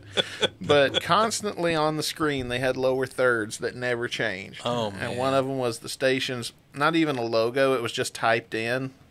Like on the camcorder. Oh, God. Like, how it has the date? Like the date? That's what I was thinking, like the little date on the side. Oh, God. And some shows had the date on the side. Yeah. Because some stuff people would send them tapes. Like, not everybody came to the studio. It was a TV station. Not everybody. Some people recorded this actually at home. There was one old lady that was like 100 if she was a day, and it was always her sitting in the recliner reading the Bible. Oh, wow. And that was a whole show on the station. Oh, my God. But when people would get on there and get to singing, oh, man, it was terrible. And sometimes they were pretty impressive. The ones that were on there every week were really it was good. Terrible. But then the people that would come from their church to sing and stuff like that, they let anybody come on, and it would be terrible. But one of the other graphics that they had on the screen constantly was the phone number.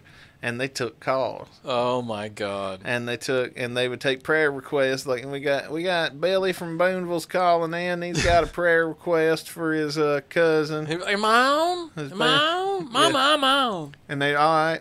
Well, we'll say a little prayer, Lord Jesus. And they'd say a prayer for that person. Oh, they do it like on the spot. But yeah, then there would be people anytime. That's terrible, man. Anytime. Oh. So I had a name I would use. I've played on my old. I don't know if I've ever played it on the old 77. Some of my prank calls where you played the one. We played one. Jack Burgess. Yeah. Now I think I played that for you when we were off the air. Oh, okay. Jack Burgess. It's kind of my Leslie Jones, but it's Jones. My Leslie Jones. My Leslie. No, my Leslie Jones is like that. My Alex Jones. My Alex Jones voice. You're gonna hurt yourself with that one. Careful. Well, I never had to talk much, but I'd always call in like this, and I'd say, "I just want to tell you, you tell that lady I'm really, really enjoying her singing." And my buddies, I'd tell my buddies to tune in. Hey, what are you watching? Is it on a commercial? Yeah. Flip over to 53 real quick, and they'd flip over, and they'd always hear, and Lester Jones, and they'd hear this woman's awful singing, and then as soon as she'd finish the song, they'd hear prayer request from Lester Jones. No, it wasn't Lester Jones. Oh, is this a guy who's got the Memphis Strip Club barbecue? No, that's this guy. That's another character I made. God, not Mac Wallace either. It was oh damn, I done forgot. Oh no, I forgot the name. Marijuana affects the memory. Jack Burgess. It was Jack Burgess that would call in. Burgess. It was always Jack Burgess, and I'm talking like, dude, I wasn't even 13. Like this is really old school. Oh my God, how old were these people if you were only 13? Oh, dude, like fucking 80. Like, and I'd call in, there's Jack Burgess, and whoever was the worst. Sounded like a kid. Well, it probably did to them. They didn't. They always read it. And we also want to say Jack Burgess called in, and he wanted to tell you he's really enjoying your singing. Praise the Lord. Praise the Lord. He's feeling the Holy Ghost, and they would say whatever I told them to say. They didn't have to, right? But like, I you knew, were milking it though, and I'd be like, all right. Well, thank you for calling. I'll tell her, okay? Thank you, ma'am. You have God bless you, ma'am. You know? Right. Praise the Lord. And I'd hang up.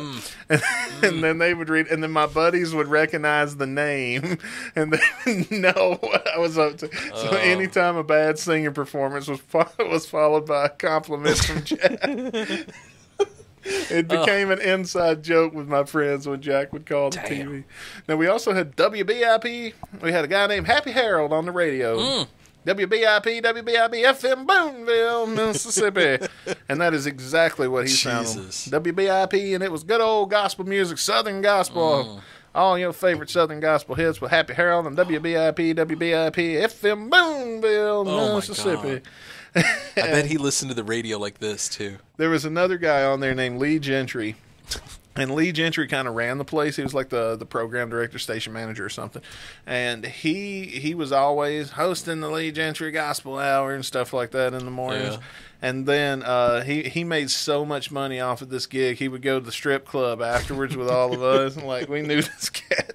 And he's dead now, so I can talk shit. I was going to say my guy's dead too. I loved him though. So back when software came out, it was called DVD Shrink. This would have been 2013. I'd say maybe 2009 to 2014.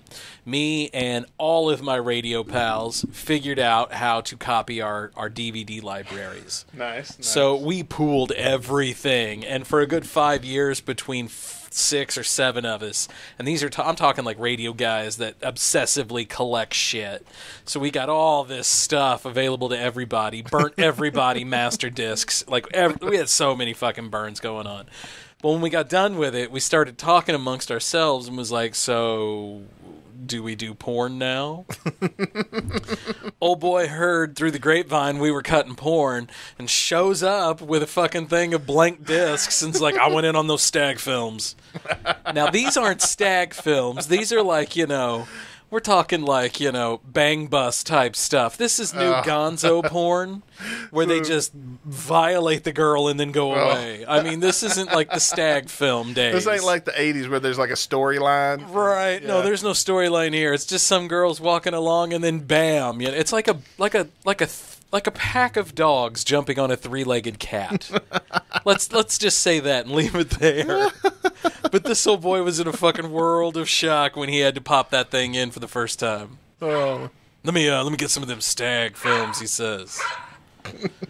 So then we made it our mission to give him the nastiest shit, like chicks, on their knees, dudes spitting in their mouth, He's wanting stag films. That's what we're giving him. Were you getting them off the internet, or were you buying them? No. So we had a friend that was She was awesome. She worked part-time for us, and she was working at the Family Video. The back room. And all the backroom videos, they were changing them out. And so she was like, I can sell you all of these for $40. Nice. And so, like, 60 videos, me and another dude went in and got all of them. Oh, my right? God. That's awesome. That's when it was like, so... We got all this porn now. Do we copy it? You know, it was like, hell yes. You're using drops on the radio. Right. And so all that, yeah, you know, old boy would be like, oh, God bless, you know, and he'd hit that whatever. I'm going to fuck this bitches tonight, you know. And my buddy used to get his, like, tapes on the way in, and he would always make, like, these sandwiches. He'd be like, hey, man, you want a breakfast sandwich? You know, and he'd be like, yeah, sure. So he'd come in eating his sandwich all hot and proud. Well, one day my buddy came in, and he's like... I watched him make the sandwiches with his old man hands, and he's like, I can't eat it anymore. I just can't fucking do it, man. I remember one time there was this porn. There was a friend of mine. You ever had a friend invite you over for porn? Has that ever happened to anybody but me? Yeah, actually I have. My buddy his dad had the best porn. Is it not weird? And it was always hidden in weird spots. So I had a buddy of mine, and we're talking about jerk off kind of porn, like you're looking over and he's humping the couch or something while you're sitting on the other couch. No, we're sitting there watching it like a movie together, holding hands. No, well, that's the thing. But see, now it wasn't as awkward because his wife was there. But then, I guess it wasn't awkward for nobody but me. Wait, were you the cuck? I don't know what's going on. No. We wasn't nobody doing nothing. We just turned it on like a fucking movie. Or I didn't do shit. They turned it on like they surprised you with it. Yeah. Oh man. And because I would hang out over there. It was my dealer at the time, the guy that was selling me my pot. Right. And so I were they trying to like shift that deal into something else? No. Just something to do. No, honestly, it wasn't nothing. It was we were buddies, and we would always watch movies, and that was our thing. Like I'd go over there and I'd buy a bag. And then back in those days when it was illegal, we more so than I think we probably do now. There's a culture that comes with being a pothead, and there's an etiquette and a way that you carry yourself to have good. You bought manners. a bag. You also sat and smoked the first two with the dude. Yeah. Yeah. Like there was, you know, we are mannered people. We are not savages that they make us out on TV. No. Oh God no. And God no. So this particular time, they threw on a movie, and I remember there was 2 movies we watched. And the first one, this girl phones in a male hooker while she's fake titties, all that good stuff. Oh, sounds great. Not even that attractive either. Oh. And she says, and make sure he's big. And then this dude comes in with this dick that's so big that she can't even put it in her mouth. Like she's trying to blow him and she's doing nothing. Okay. And now while she's jerking, I should save this for the after show. I'm too deep now. Oh. But like literally, okay. So she's literally got both hands like they're like. Good God, like this? Like for our audio listeners, like you were choking somebody, and then she's like stroking it forward while she's trying. She's got her mouth on, but her mouth ain't doing anything. It's just there. God. And the foreskin on this thing is like covering her entire face, and that's all I could pay attention to. It was damn. Oh my God, that's a visual that I don't need. And the second one, that was foreskin Gump. Skin is skin. No. It was. You actually remember the name? There's something I had to find. Not that one. I don't know the name of that one, but the second one I do know the name of. Okay. There's something about Mary Somebody. Oh my is God! The name of the second one, and the second one. No. The name of the other one was A Load in Every Hole. Because that's I felt they jumped the shark at A Load in Every Hole 4. Yeah. I'm sure it had a number on it. I just don't remember what that was. But there were these 3 dudes, and all of them were hitting the chick from a different spot, and then it came time for the right, and the whole gimmick of this video is they're not gonna remove anything. They're not gonna pull out. Oh, so it's a cream pie video. Yeah, cream pie videos. Okay. I'm trying to be delicate with my wording here. That's funny because I'm trying to look up the movie poster. Well, while you're talking about, like, oh, a load in every hole poster. Now, it might have come in. Now, this one, the chick looked okay, and I remember thinking, like, okay, like, you know what? You know, a little too much. Right. A little too much Oscar Mayer action going on. Oh, I found it. For my taste. But I remember there was a guy wearing a bandana. Okay. And he and like the other two guys were obvious porn stars, and this guy was like the director's buddy that he goes to bowling with or some shit. Okay, all right. He got to be in this movie. Like wow, there's a lot of these. There were 3 guys, and this guy was definitely the odd man out. Like the other guys were muscular, tan, waxed. I don't know.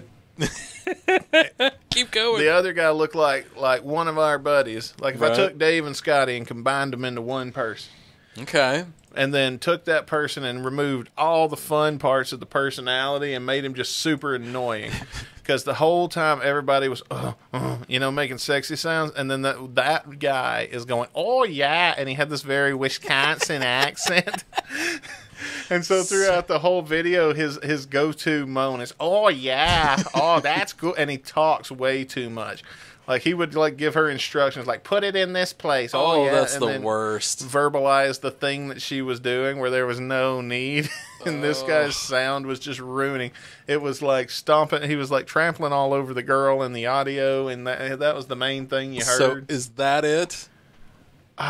No, that's the scene that I pulled up from A Load in Every Hole Volume 1. So it must have been a different volume. Maybe that is the guy. Oh, my worry here is because this is zoomed in really well. Because I searched this on Google and it came up really dirty. Well, that's a clean version right there for you. Okay, if you can't, we won't be real careful here. Yeah, I got to dance here. Doing the dance on the old 77. So the one guy, and then at the end, everybody finishes, and the whole gimmick is they're not gonna, they're gonna do that. Yeah, okay. It's gonna be. So it looks like this is gangbang-ish. Yeah. Okay, but gotcha. they finish within her body in some place. So the first guy goes saying, and who do you think is the main event guy, the last guy left standing? Oh, yeah. It's me there, fellas. Fucking Shorzy over there, eh? You didn't think I'd make it this far in your film there, in your little jerk-off tape there, did you? Now, does he do that? No. Oh, I'm like, that's fucking fantastic. No, if he would have done that, it would have saved He's it. He's just plowing this chick, giving you straight eye contact on the camera. You didn't think I'd make it this long, did you there? Oh, hey, oh. God, that's amazing. But then, guess which one he gets? Let's say if this man were going to reproduce, he would have been the one in the position to actually reproduce. Oh, man. That's some hardcore fapping right there. Damn. And, yeah. Oh, my. And, there's a lot of nasty scenes from that flick, dude. You know how they say the people that don't need to reproduce are the ones that reproduce the most? Oh, yeah. This guy definitely didn't need to reproduce. That's totally me right there. I do not need to reproduce, but I sure do enjoy it. Well, you know what's funny though, because that's been long enough ago that when that movie was made, there was a baby made, that baby would be right. He'd be old enough to star in the sequel. He'd be old enough to stumble upon this video someday. She's gonna be like, "That's where I was born." Can you imagine you on Pornhub just trying to get the old urge out to scratch that special itch that every man has? And then you open it up and it's your mom. Oh. Not only that, it's your dad. I was going to say, the one that worries me is it's like my daughter or something, right? Like, like, God damn it. I'm already halfway. Like, do you finish at that point? Do you fast forward? Don't really know. There's this video, if I can find it, and oh my God, I lose it every fucking time. So, friend of the show, Derek Crawford, turned me on to it. Are you familiar with the term clean porn? Clean porn? Yeah.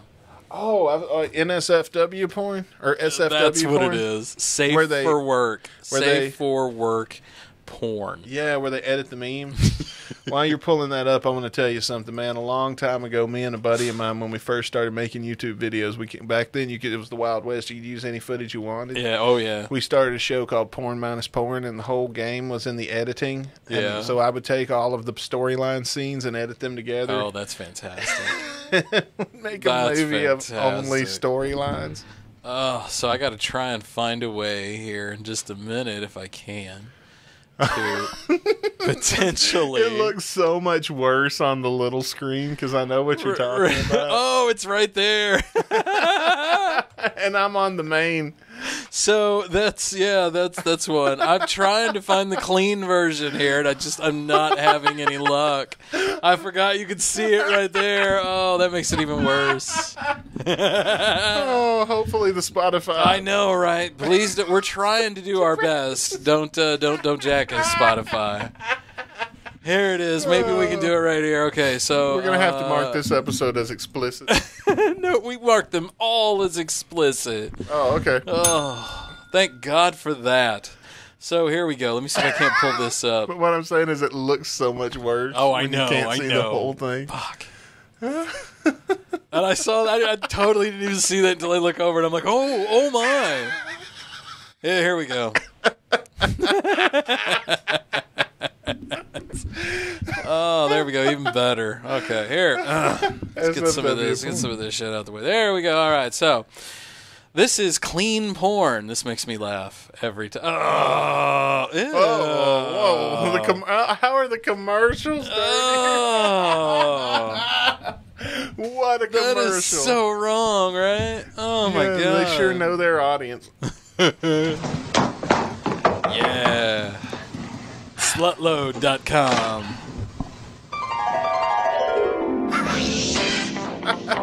Yeah.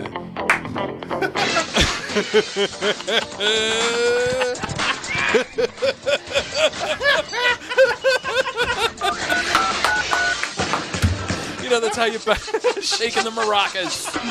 Play those bones. That's how you. Oh, I love the remix, man.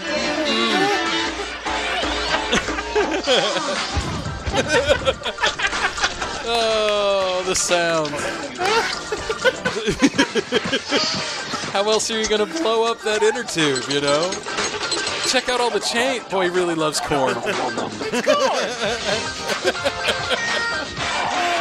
Oh, Skittles. That one looked like Britney Spears. Right, you want to see a magic trick? This will probably be the best birthday party in your whole life. Sure will be. Sure will be. Right? Clean porn, y'all. I saw that, and I almost lost my fucking mind. I had to call the wife. Oh, that's funny. Oh, that made my face hurt. Let's take a hot five then. Yeah. Oh, that's some hot fapping right there going on. Got that fap. Woo. Oh, we're almost ready to cool it down when we come getting back. ready to. Oh, we're going to need a cool down after that. After watching that, I definitely need to cool down. Hang out. We'll be right back. Bitches! I'm sure it will be. Oh, that would be our most absurd segment ever.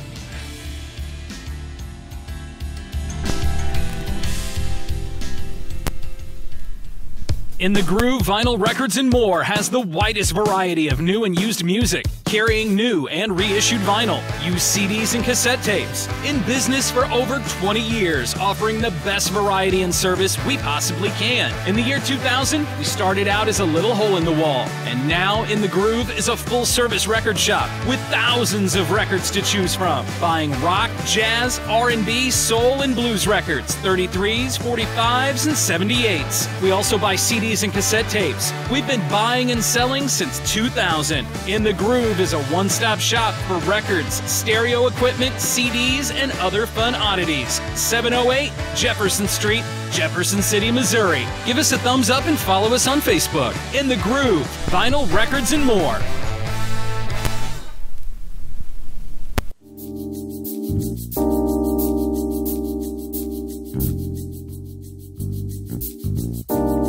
cooling it down on the old 70. Cooling it down with the old 77. Sorry, it took a minute. What were we thinking? But welcome back to the old 77. It's a safe place. We are a safe place in unsafe world. Ah, Helga. So angry. Helga, I listen to podcasts in America. It is so good with smooth, amazing music that plays. Tonight we make love like rabbit bear. I will play this podcast while we make love, Helga. Snuggle warm. It is cold outside. Oh, Kozlov. When you make love to me to this smooth sounding music, it makes me so happy. I am happiest woman in the world. Oh my God, I would pay to see that movie. Ah, Helga. You make much beautiful noises when we make love. And then the piano kicks in. Yes, oh. I am enjoying this that you are doing to me now, Kozlov. Doesn't this sound very exciting? We sell on Ukrainian market. We make the movie. We call it Man Make Love to Bear. Sexy bear. I am sexy bear, I told you. Some things just don't translate. No. It'd have to be one of those weird ones like love hand style. In a time of hands. What? In a time of hands. Yeah. Weird shit like that. It's always weird. And then you have to end it with Finn. Like, I don't care what happens. Finn. It's one of those grindhouse style movies where they're real grindy, like because they don't take care of because it's probably outside. They've probably sat outside in a tin can somewhere, or wherever they're shooting. It's so damn hot or cold out. Oh yeah, that it fucks up the tape. All the tape's messed up. I wonder why that is. Those old grindhouse theaters. Like, have you ever heard of those? Like, they made movies in homage to those. There was like Death Proof. Oh Machete. yeah, Tarantino and who was the other guy? Rodriguez did it. Yeah, but what about those? What is it about the maintenance of this theater that gives everything this crappy quality that I don't know endears it too? Like that's part of the I think fun. it's part of the campiness. You've got it all goes back to what's that movie? Little Shop of Horrors. Mm. And then you can see what's the other one? They play it every year at Halloween. Dr. Frankenfurter. Oh! You know what I'm talking. People dress Rocky Horror. Yeah, Rocky Horror. They go crazy for fucking Rocky Horror, man. Yeah, but it all goes back to shit like that. Those movies have like good quality video to them. I'm talking about the grindhouse movies where they. That's a part of it, though. Like, have you ever seen Debbie Does Dallas or any of those famous? Like, you know how they have that shitty. And dude, in making video now, like you can get filters and shit to make it look like that. Well, yeah, because it's become iconic because of those movies, but I don't think cheapness maybe like Roger Corman. He put out tons. Corman put out tons of crap. Were they doing that on purpose though? I think they weren't. Not like at first I don't think they were. Now they are. Yeah, now they do. Totally, 100%. But at the time. But what I wonder is they were trying to do amazing shit on a budget. I would love to find a documentary about those kind of theaters because they call them grindhouse theaters because they're these small theaters that don't really lease out a lot of movies, I guess, and get real cheap movies. Right. And yeah, back in the day, so like you wouldn't go to like Malco 15 Cinema and see Debbie Does Dallas, but you would go to the Grindhouse. Yeah. Okay. They probably bought it and owned it because it was cheaper to keep it than it was to ship it back. Are any of those even around though? I don't think anymore. Yeah, I don't think those exist anymore. If they did exist in 2019, I don't think they would have made it through the pandemic. Dude, movie theaters are like a fucking dime a dozen, man. I swear. Yeah, but plus the big companies are making movies to mimic that. Now, right, and they do it better. Well, and now it's so hard to make like money at movie theaters. Yeah, you know, because movies like Marvel, they'll come in if you air it, we get all your profits. Like that's bullshit. Yeah, that is. You have to bring them in, and you make money off concessions, and we get 100% of the ticket price. And yeah, that's bullshit. Come on now. Like, how do you make money off of only concessions? They've got to be giving them something. Well, that's why you go like to the movie theater here in Jeff City, and if you go to see a movie, it's for a family of 4, it's like $50-$60. You just for concessions, Like, my kids will go, and they have to have popcorn, and then they have to have something to drink, and, well, there's 3 of them, so they get a big popcorn, and then they get a big drink, and then we have to get another drink for the other one. Now we got to have candy. You don't just wear sweatpants? No, we totally do that. I'm just saying. But, like, if we were to go there and do it all above board. Okay. You know, just saying. If I was to go in there and be like, hey, here's all my money. Fucking take everything I have. That's one thing I want to ask Jet is what would it cost to get a movie shown in there? I don't know. Like, at the local one, like, he had his movie was shown Cap City Cinema. Okay. And so they did a couple weekend runs. Yeah, he's based in Columbia, right? He lives in Jeff City here. I won't say where. Okay. But he works in Columbia, yes. Yeah, He's from Boonville. Mom and Dad, he was raised in Boonville. Okay. Yeah. You know, the only reason I knew about Boonville, Missouri before I knew about Jefferson City, Missouri, because I was from Boonville, Mississippi. So that would make sense. Yeah. Yeah.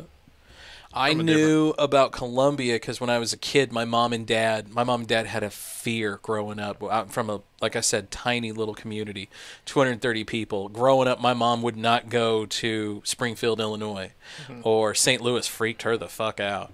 Like, but for vacation, her and my dad would get in the car and they would drive with all their friends and they would have little walkie-talkies driving down the interstate, like over, doing that kind of shit.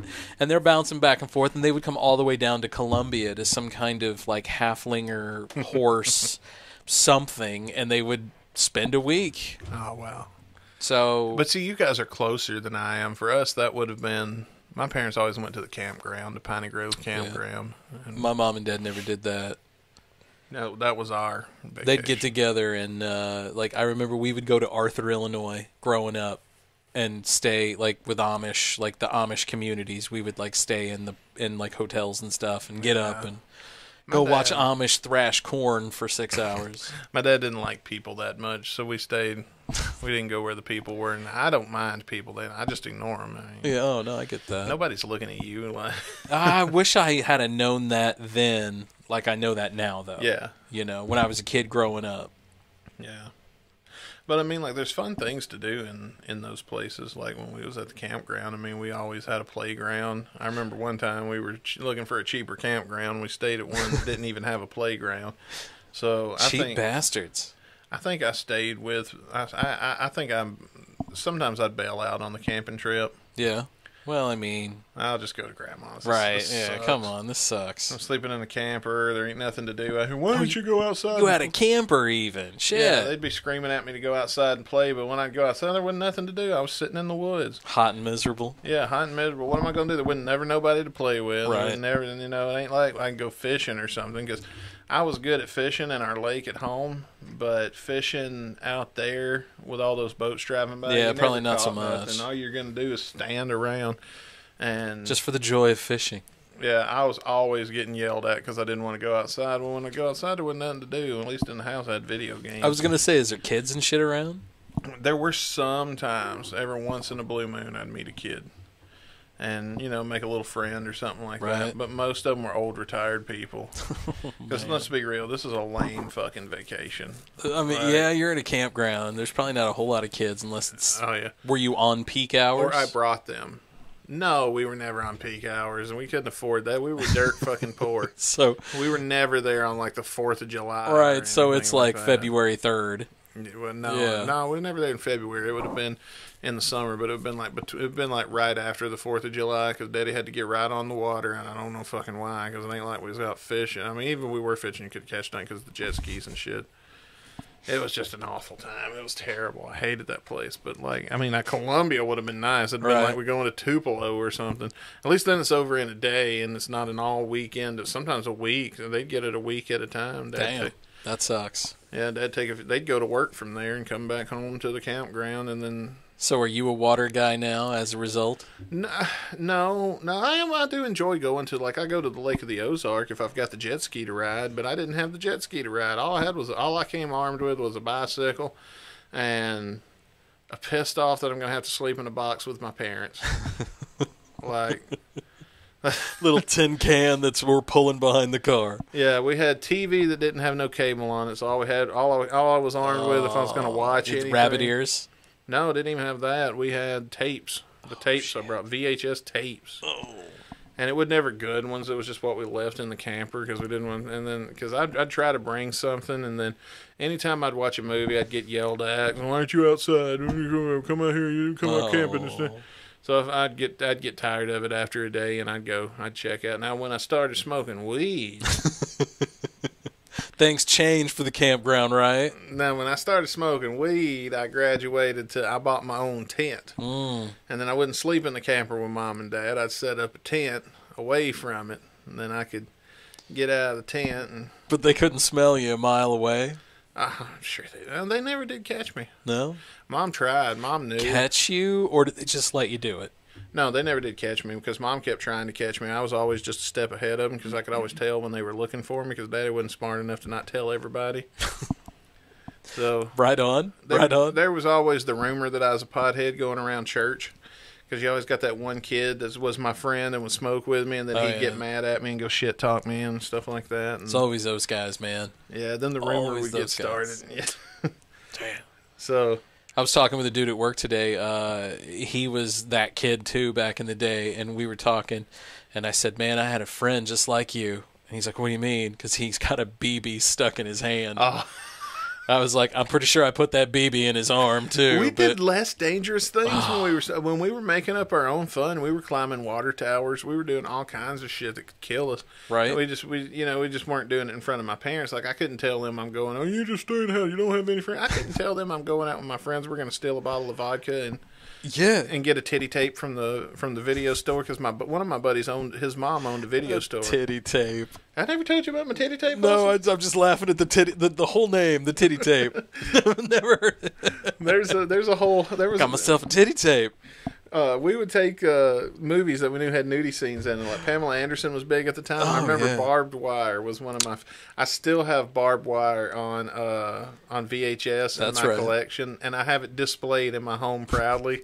This was one of my first jerk-off tapes when I was like 7 or 8. Right on. And I loved Pamela Anderson. Loved you some Barbed Wire. And I had I'd stolen the extend. I didn't buy it. I stole it, but I'd stolen the extended cut. You know, I'd really be ashamed of you had you bought that. You know what I did do though? This is how I acquired it. When I got it, a friend of mine's dad had rented some movies, and he was picking up some girly movies, and I just kind of threw it in the cart with the rest of them. Boy. And then he watched, and then you know, he didn't pay attention. Yeah, he didn't pay attention. He had 4 or 5 of them anyway, so I just threw this one in there. Nice. And of course, like he would take them in the bedroom with him, so it became a mission of get it out of the bedroom. So that was but you had your friends to help you plan this. These were their parents, and they knew. Right.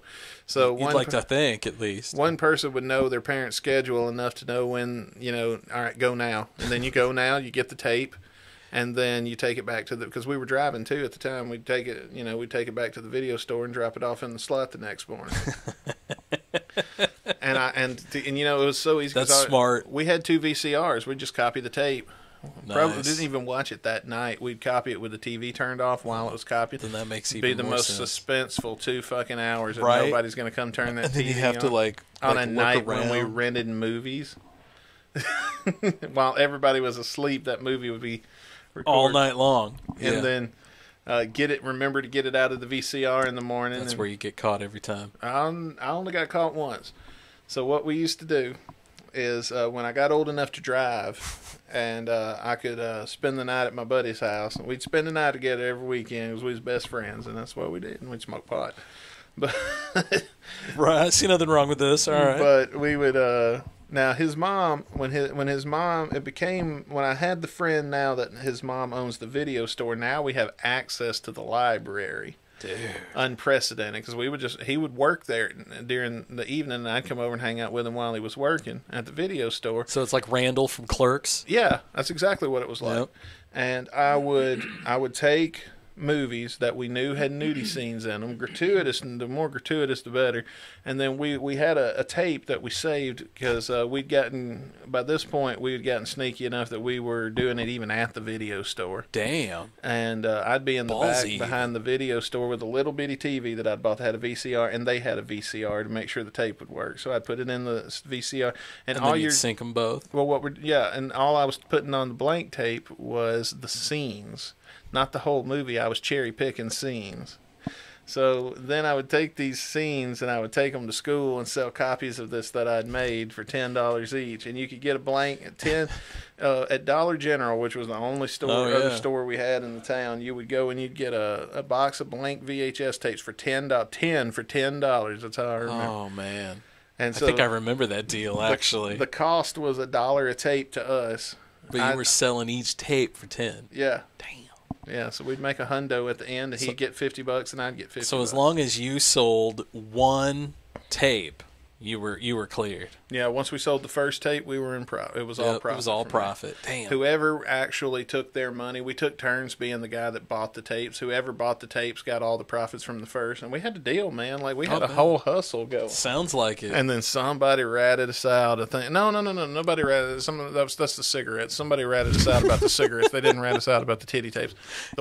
Y'all selling cigarettes out of your bikes and stuff? Out of the backpack? Hey, y'all need some Winstons? Yeah. Newports? Come on, man, dude, not even that, dude. They were the worst. Like back in the day, Indian Reserve. A pack of cigarettes cost $3.15. The cigarettes I smoked were Marlboro Reds when I first started smoking. I was going to say, in terms of Marlboro, that's $3. They were $3.15.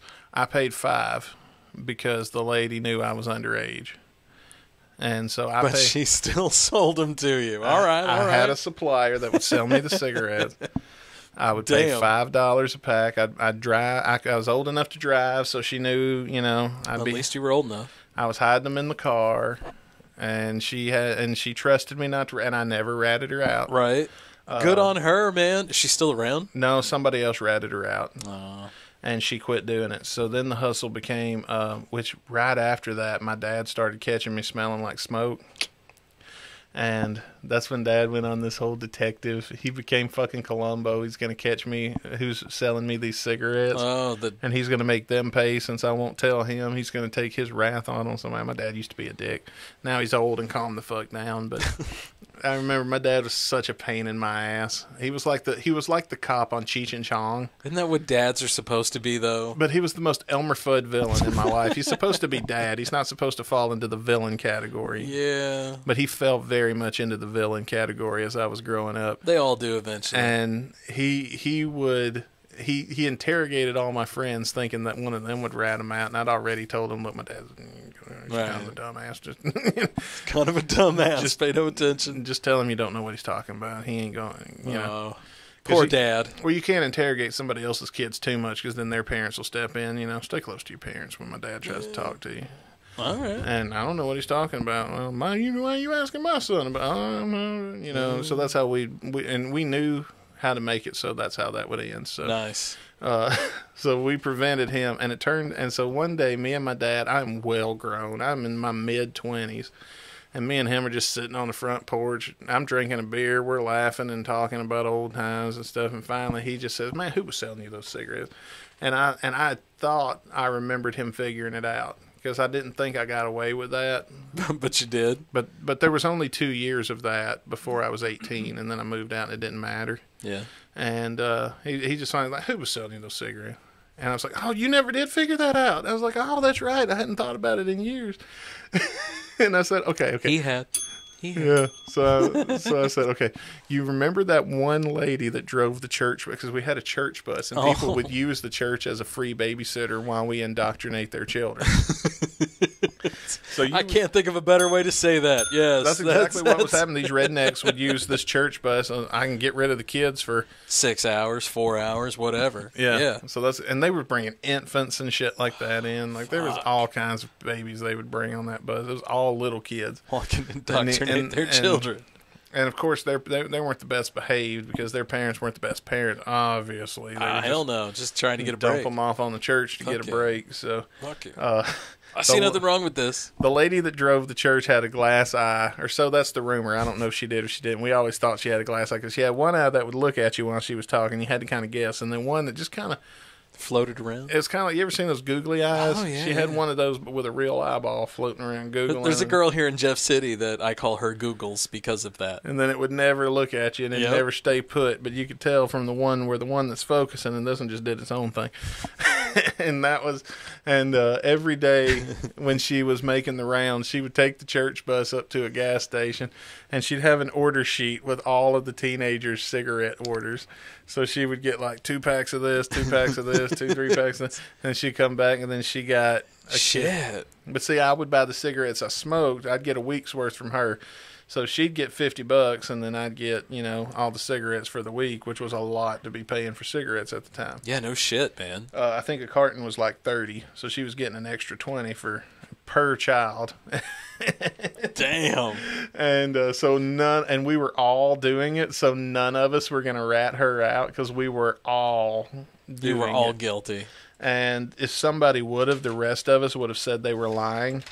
And then they always would say, well, why would all of these other kids say that you're lying if you're telling the truth? That was always their logic with everything. Right. And we'd all been gotten by that by our parents, but so many times that we knew that was going to be their go-to move. So you all banded together. So we all banded together. Oh, man. And it was us against the world, man. Some of us. And then you had the good kids that you never could win.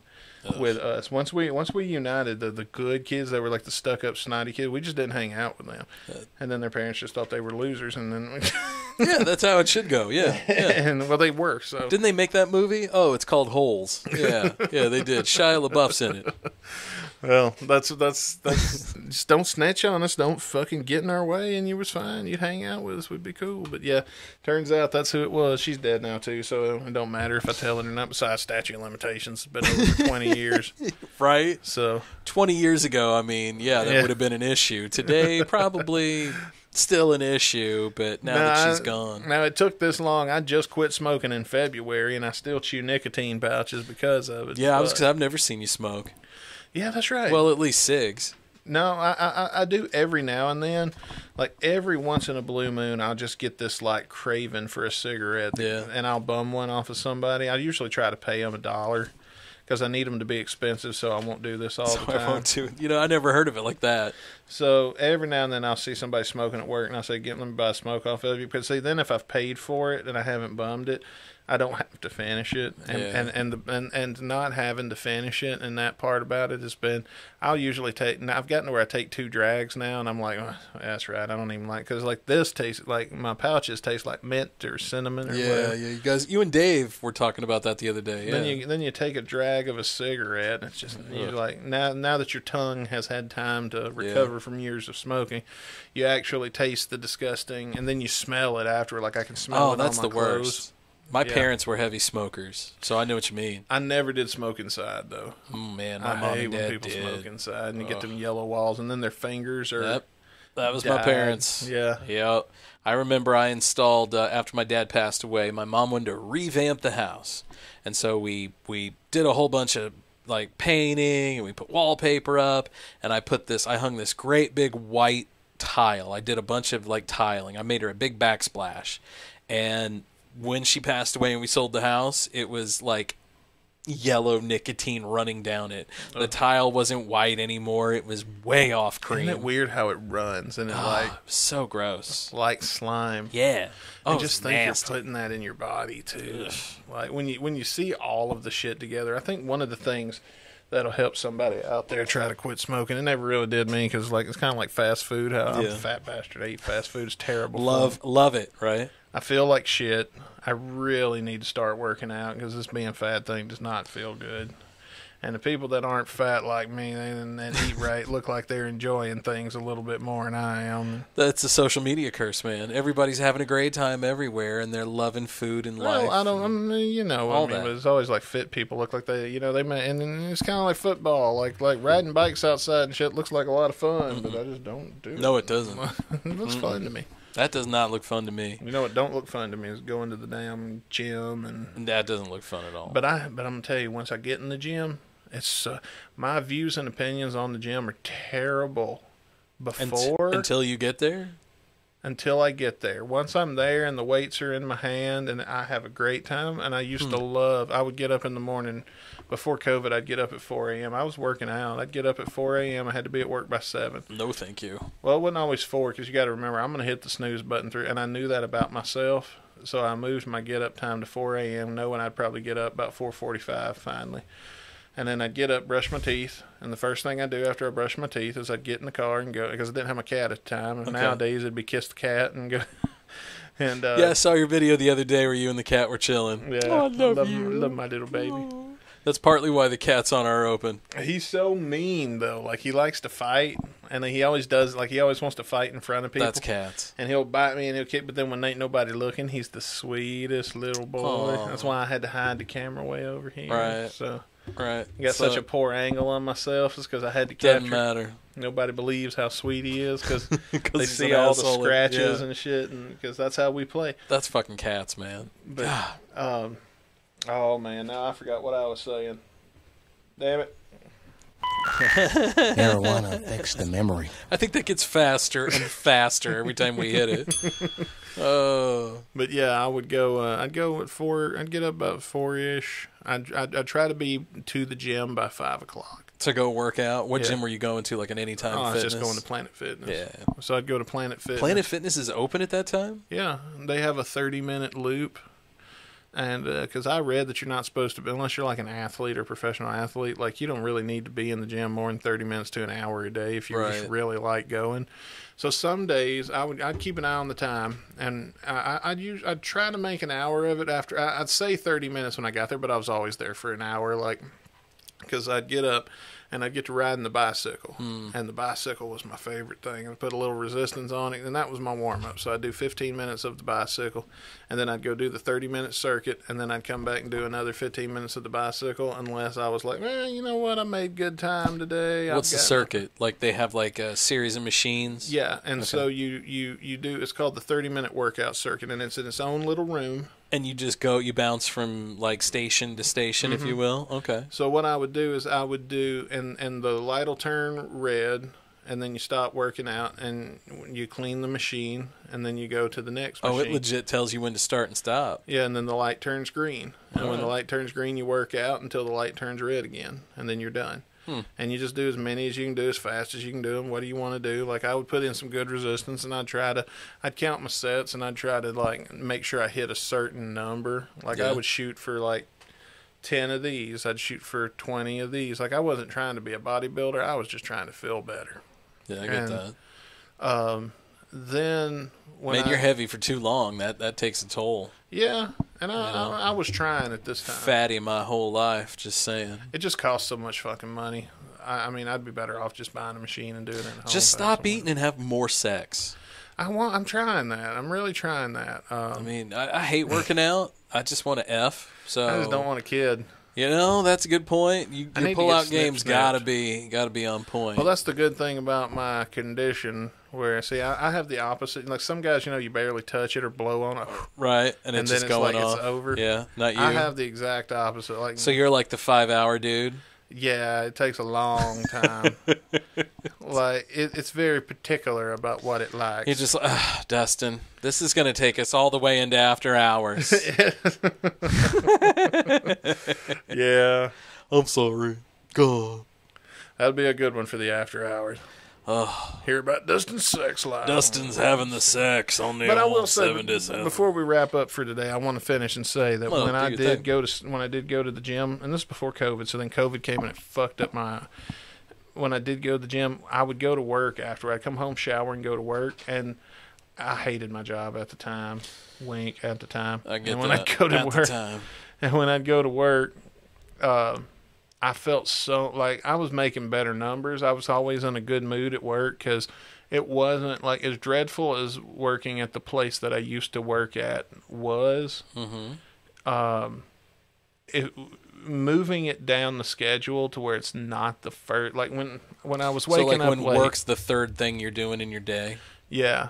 When work gets moved down the schedule, it goes by so much faster, and I'm in such a better mood. Like I saw the mood results of it, and that was honestly enough to keep me doing it. But the getting there, the whole way there, I'd bitch and moan, and I had to force myself to actually go. See, that's how I know I would be. I just would be like, oh, fuck this. This is some bullshit. I ain't doing this. Ugh. Especially after you get hurt. Right? Well, Scotty, I think we should continue on into after hours, talk about some of that. I think that's a really good idea there, buddy, that you got there. What's got going on over there, eh? Oh, what have I got over here? What you got over there, eh? I got our Patreon folks. You want to shout them out? Sure, man. Let's shout them out. We got JT from the Paranormal Son. Of course, we got our boy that's here each and every week, usually, Biscuit Strength. Usually. He's like our Brock Lesnar in WWE. Love you, like, Biscuit. Comes in for special occasions. Bends shit and then leaves. Yeah, that's right. The Jefferson City Paranormal Society. Yes'm. Ben and Jamie from In the Groove Records. In the Groove Records. One of my personal favorites. One of the things that made me want to stay in Jeff City when I first started sampling this place as a place to live. That was one of the first things, too. I was like, get out of here. They got a record store? Yeah, I would come here to visit my ex-wife's parents from Mississippi, and when I would do it, I always had to go to In the Groove, and that really cool, and I didn't know the name of it because I wasn't from here yet, but I would always tell my ex-wife, that really cool record store we got, I'm going to take you to the record store. Okay. The fact that it was here helped me stay. That and Hastings, rest in peace, Hastings. Oh, God, I miss And, Hastings. of course, we can't forget about our homie Dub IZ and the fam over at Chess Team Records. What's up, Dub IZ? New album coming out soon. Can't wait to hear it. I think we're going to try and get him on the show at some point. They're going to get a performance, maybe. I don't know. I don't know if we can. That'd be interesting, though. Surely, if he's making his own album, he can make an instrumental and sing to it. Just give us a little rap over. Yeah, just like we're doing now. I was just thinking that kind of like we're doing now, right? I could see that. I mean, the dude comes into my office all the time at work, and he'll be like, hey, dude, blip, blip, blip, check out this beat. And then he'll start rapping to it. I'm going to tell you something, bro. We are I've never heard you rap, man. I'm not saying nothing bad about you. But if you do come on and you take this gig, you better not suck, because we're going to have a good show and we're going to have fun. I've been in a band with the dude before. He's pretty good. Oh, he's good. Yeah, he's pretty good. That makes it even better. Not too shabby, man. I'm excited. All right. Episode 123. Holy cow. It's in the books, man. It's in the books, man. After Hours. After Hours is available on patreon.com/the old77podcast. Or you can find all of our links to all of our content on all of our platforms, including our social media, Facebook, Twitter, and all that good stuff. All over. Everywhere. All of it can be found at theold77.com. There you go. All in one place, man. That's so nice. So head over to theold77.com. Check out our Patreon page. New episode out Tuesday. That's right. We'll see you in the after hours, folks. Bye, bitches. Keep on rocking in the free world. And screw Neil Young.